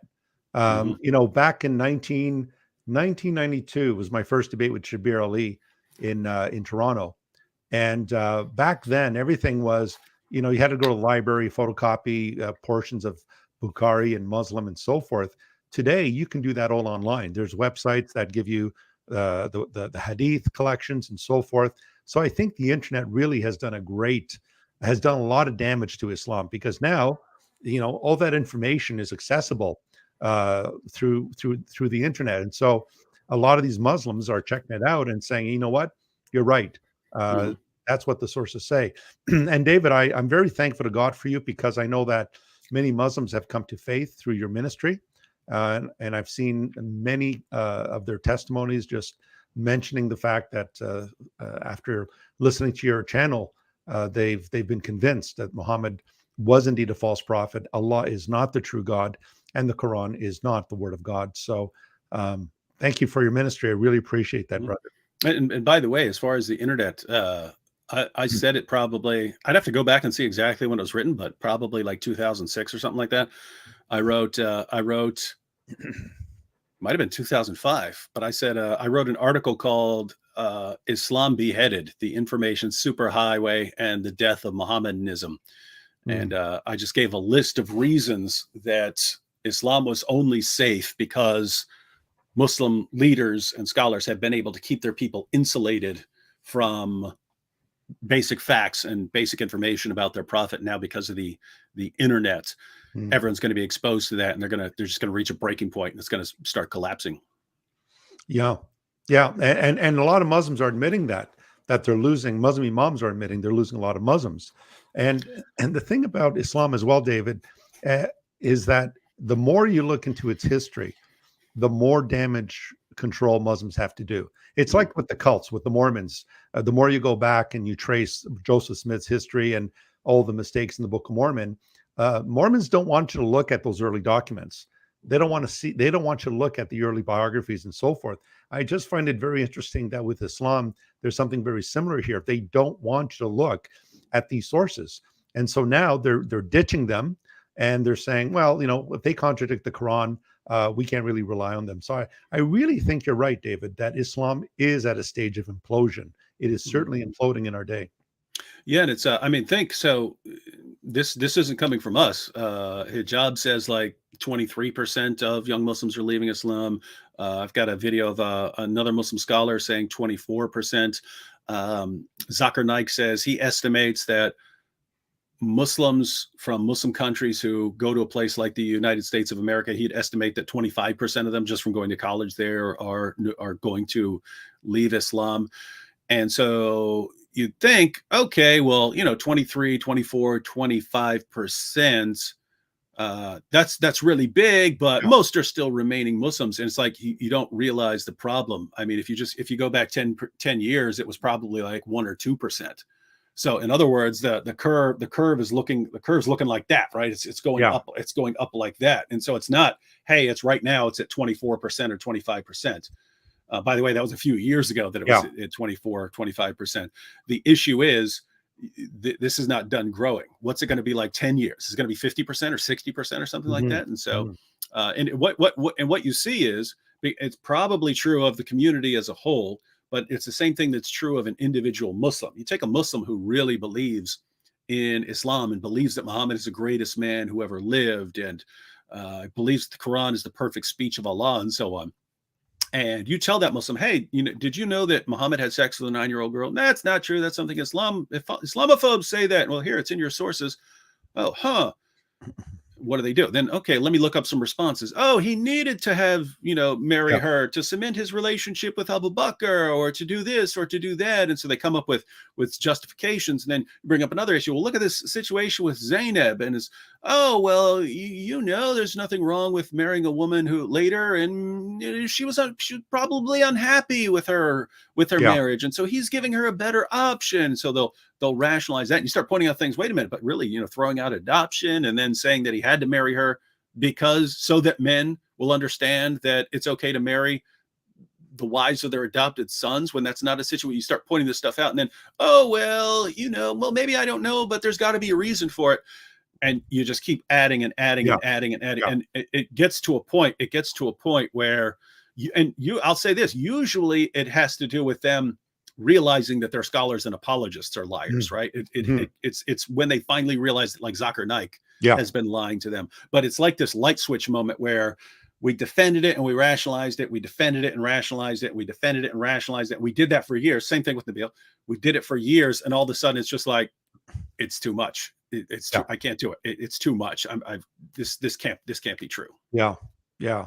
And you just got to bring Occam's razor and just shave off all of those explanations. Go with the most simplest case, and that is, what does the text actually say? And if we just let the Quran speak for itself in the Hadith, it'll tell us very carefully. The commentators will tell you. Ibn Kathir will tell you that Aisha was still playing with dolls and that she had not yet reached puberty. So again, I think that I always tell my students about William of Ockham. The Occam's razor comes in handy. Get rid of all those unnecessary arguments and causes and so forth. Don't multiply causes. Go with the most simplest explanation. I think it also shows, David, that what Jesus said is true in John 8:32, that you shall know the truth, and the truth will set you free. And there's something about the truth liberating us from error and liberating us from darkness. And so it's our hope that our Muslim friends will come to know the one who is the prophet that Moses spoke of, the prophet, the priest, the king, the one that came into the world, God's son, who had a life that was extraordinary. It was a life of holiness, of purity. It was a life of sacrificial love, where he wasn't thinking of his own needs, but he set aside his own ambitions and gave his life for sinners, to redeem us and to reconcile us with God. And that's the Jesus we want our Muslim friends to get to know, not the talking head in the Quran that all he does is talks about Muhammad and just worship one God, and all he is just a talking head. We want you to know that Jesus, who is the Jesus of history, and he's the one who will set you free. And so very thankful to God for many of Muslims who've been blessed by your ministry, David, and many of them who've come to faith. There's an interesting question that just came in, David. Someone asks, why did it take so long for Christians to learn about Islam? Well, I mean, you do have Christians down through history who interacted with Islam, and you did have missionaries and so on. As far as regular Christians knowing about Islam, Christians only tend to want to learn about something when it's basically knocking at the door, right? Yeah. Like Christians aren't interested in learning about cults until the cult's knocking on your door, or until your son or daughter Exactly. became a member of the cult. And so people weren't really interested in Islam. I mean, people became interested in Islam for two main reasons. One, you had because of immigration and refugees and so on, all of a sudden you started having over the past several decades lots of Muslims living in the West. And so now you had Muslims preaching, and you had mosques and so on. You had people, some people converting to Islam. And so it became something, wait a minute, we need to pay attention to this. But also, once, we started encountering terrorist attacks like 9/11, then people wanted to know a little more about Islam. And basically now we get to a stage where, because of the internet, the entire world is much more connected, and Christians are just kind of realizing, wait a minute, this is 1.6 billion people. This is a large percentage of the population of the world who all believe in something, and it's growing. And so we need to pay attention to it. Right. Totally agree. David, when we were talking about Aisha, Muslims have gone so far as to argue that Mary, the mother of Jesus, was very young, and Joseph was this old dude. Yep. And so they, as you rightly pointed out in your debate, they commit the tu quoque fallacy. Mm-hmm. Well, what about you? And what about these sources? Well, none of the New Testament never says anything about Mary's age or Joseph's age.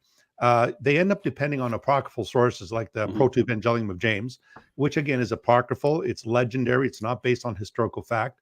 And we had a related question here, Dave, and I'm sure you've heard this before, about when Muslims, what do you say in response to Muslims that claim that Isaac married Rebecca when she was a little girl?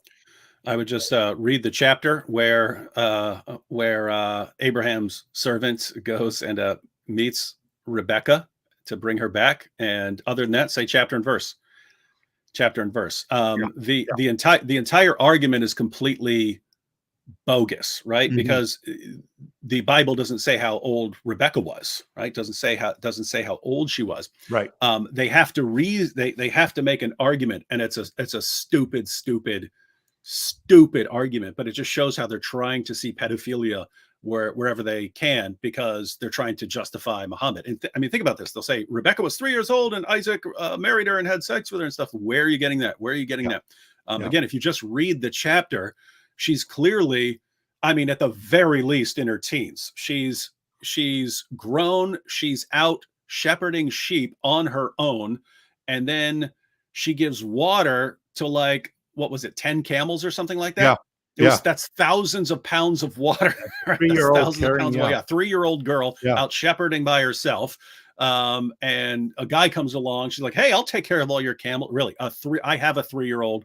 That's just insane and ridiculous. Unless she was the most advanced 3-year-old in the history of humanity. But they make a silly argument because there's a verse, and it says that Abraham heard news from back home, and he heard about Rebecca being born. And what Muslims do is say, "Aha, that's right, when she was born." No, that's when he heard. That's when he heard news from home. He probably heard news from home. It could be 20 or 30 years, right? I mean, just think about this. You're talking, he is a long way from home. It wasn't until some traveler would come and say, "Hey, yeah, I know your family. I know your family. Yay, let me tell you about your family," right? And so it's just ridiculous. They say, yep, as soon as Rebecca was born, that's right when Abraham heard about her. So we can calculate her age at 0 from there. And so it's just insane. So just a chapter and verse, show me how old she was. And when you don't have a case because it doesn't say, then read to her what Rebecca was actually like. And she clearly is in full possession of her faculty. So she's at least in her teens. Absolutely. And the fact that they do that to justify Muhammad sleeping with a 9-year-old girl, it's incredible. And note, because notice what's going on, ladies and gentlemen. Even with, like, the same thing with Mary. Now, you got multiple problems there. One, as Tony pointed out, you don't have an age. Two, I mean, who's Joseph? Joseph married Joseph could be an axe murderer. He's not foundational to Christianity the way Muhammad is to Islam. Wouldn't affect anything, right? 3, we know that Jews at the time wouldn't marry a girl. 12 years old would be the bar. You did not start before then. You did not start before 12. So that's why you will have commentators saying, well, she could have been 12 to 14 or something like that.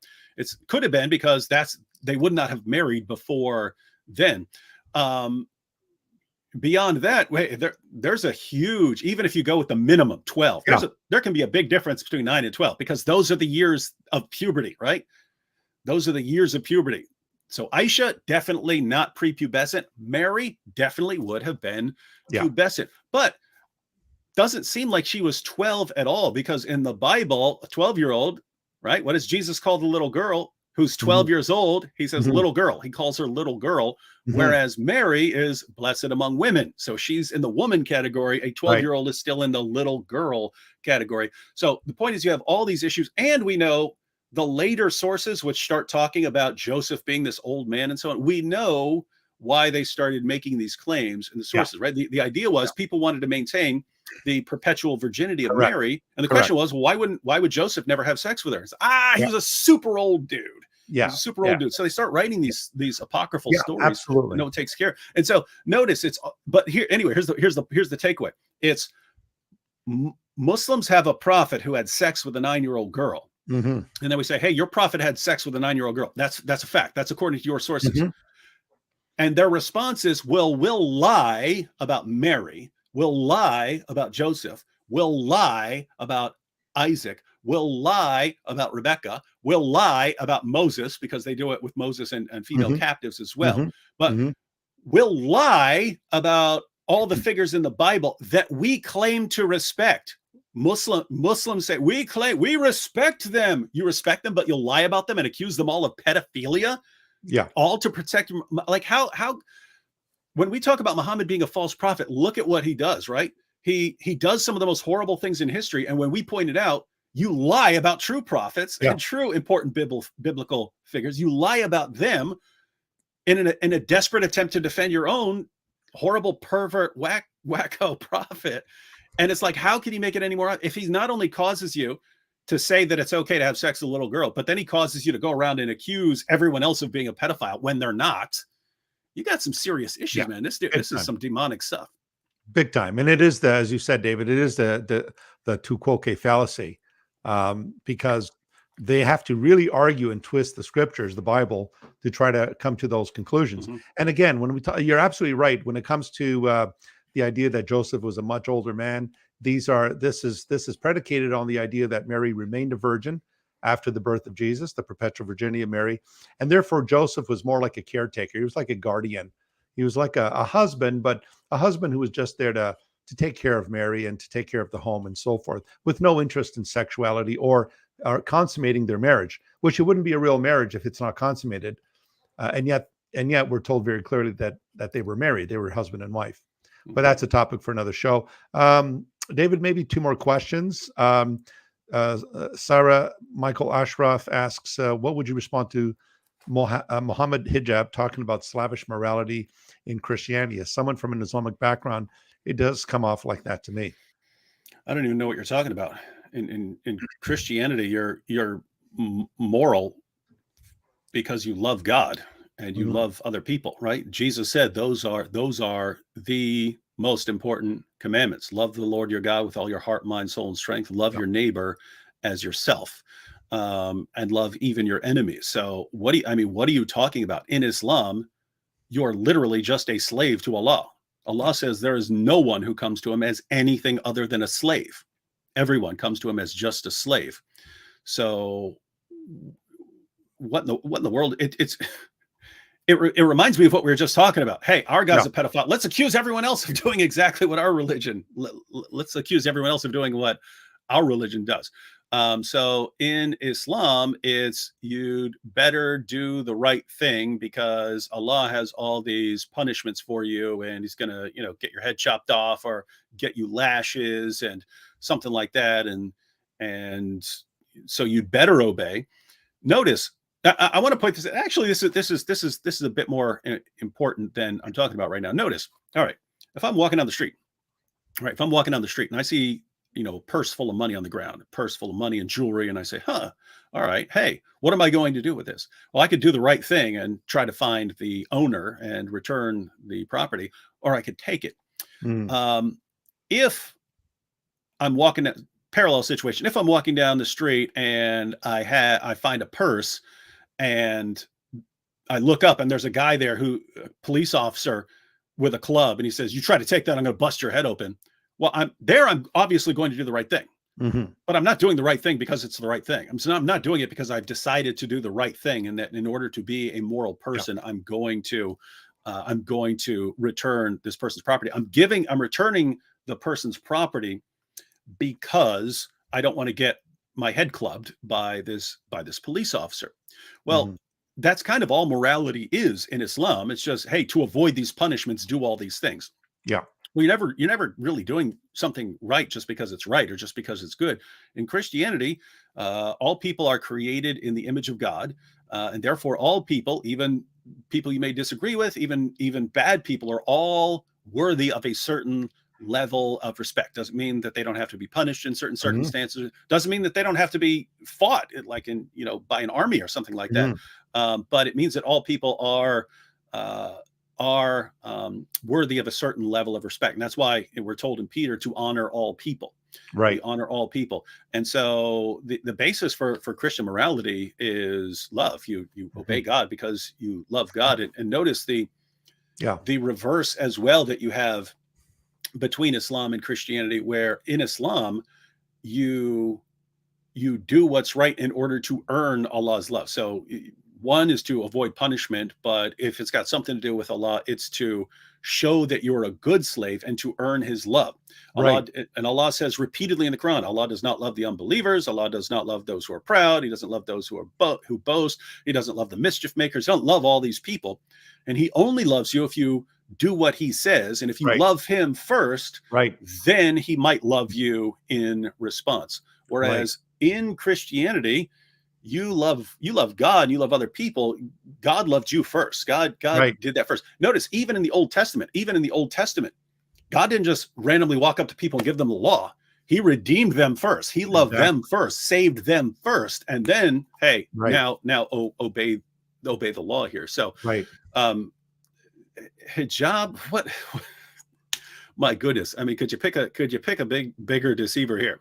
Not exactly the guy the guy who's sending us messages telling us about golden showers and who's sending out these threats of rape and torture to people's wives and posting pictures of people's wives and sending messages to the apostate prophet telling him that he should kill himself. I don't know why you're getting your moral theory from this guy. Yeah. It's a good point you made there, Dave, that Jesus says, excuse me, if you love me, then keep my commandments. And so we keep his commandments not to earn his love, but because we love him. In Islam, it's you're doing something to earn brownie points with Allah so that your good works can ultimately outweigh your bad works. And so it's a completely different worldview. We love because he first loved us. And so God's love in Christianity is unconditional, whereas in Islam, God's love is conditional. That is, he will love you if you love him first and you follow Muhammad and so forth and so on. So Dave, there's just one more question here, and then we should probably end the night here. The question here has to do with what attracts some Westerners to Islam and makes them decide to convert? Well, there can be people who are just attracted to something different and exotic, and they want to be different. And Christianity's, same old, same old. And insofar as that, it's the same thing with people wanting to become Buddhists and so on. It's not because, hey, I've studied Buddhism. It just sounds like something cool or something like that. But I mean, a lot of it, I would say, has to do with how basically all the institutions of influence in the West have dealt with, attacks since 9/11. If you notice what's happened ever since we had that, right? What happened at 9/11? You had 9/11, and then rightly so, we said, hey, we don't want people to think that all Muslims are coming to get them and coming to attack them, right? Because we don't want, we don't want people going out and attacking Muslims in the streets and so on. So how did people deal with that? How did politicians and journalists and educators, Hollywood, how did everyone deal with that? Well, they all came out and say, no, Islam's wonderful. It's a religion of peace. It's wonderful. Muhammad's, let's all start calling it the Holy Quran and Prophet Muhammad, and they're so wonderful. And what they would do is they would bring all of these Muslim speakers and scholars and put them on TV and give them the spotlight so that they can tell you what true Islam is, because it's not what the terrorists are doing. We want you to tell the world what true Islam is. And notice what everyone did after that. If you say Islam is actually violent or promotes terror, you're a bigot and a hate monger and an Islamophobe. Right. You're evil. If you're praising Islam and saying it's wonderful, it's the greatest thing ever, it's the Holy Quran and Prophet Muhammad, then you're a good person.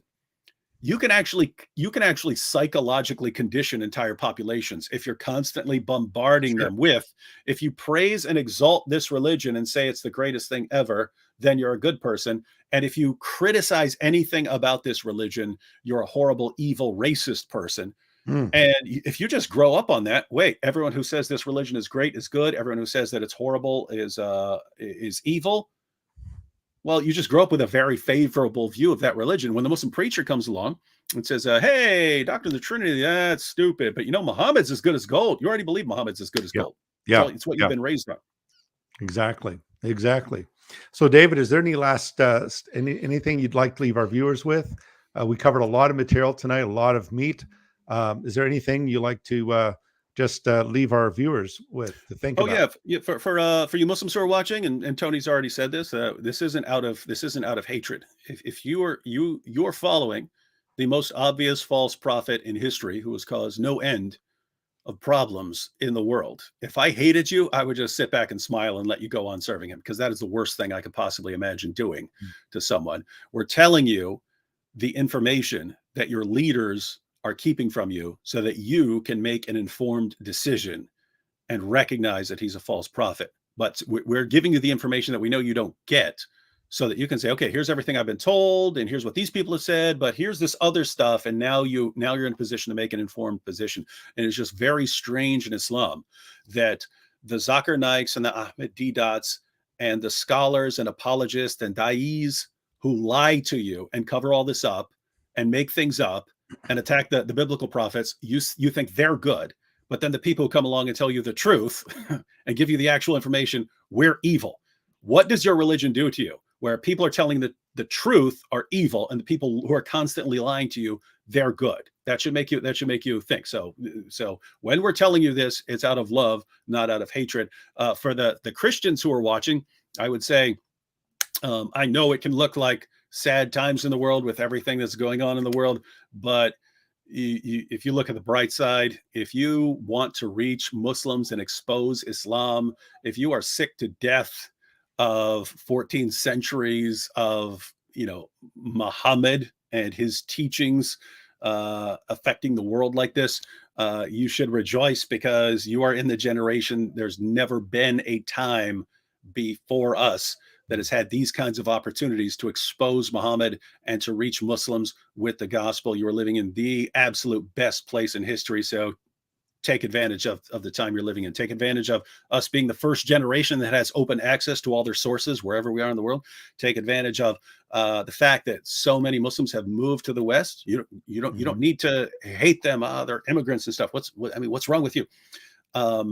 If you have Muslims that you go to school with and Muslims who live down your street, you should be like, wow, what an awesome opportunity to reach people. And then you also have the opportunity of, now you could talk to a Muslim in Saudi Arabia right now on your computer, or from your cell phone when you're on a bus. It's just amazing opportunities. So I don't know about you, Tony. I just feel like when I look at everything that's going on, I feel like the Almighty has just said, here you go. You want to take out Islam? There you go. Don't have to kill anyone. Don't have to kill anyone. Don't have to do any of that. I'm giving you everything you need to just wreak havoc on this ideology. So that's no, I agree. That's again, information, knowledge is power, and the truth will set you free. So folks, again, if you're a Christian, please get to know your Muslim neighbor, love them for the sake of the gospel, love them for the sake of Christ, expose Islam.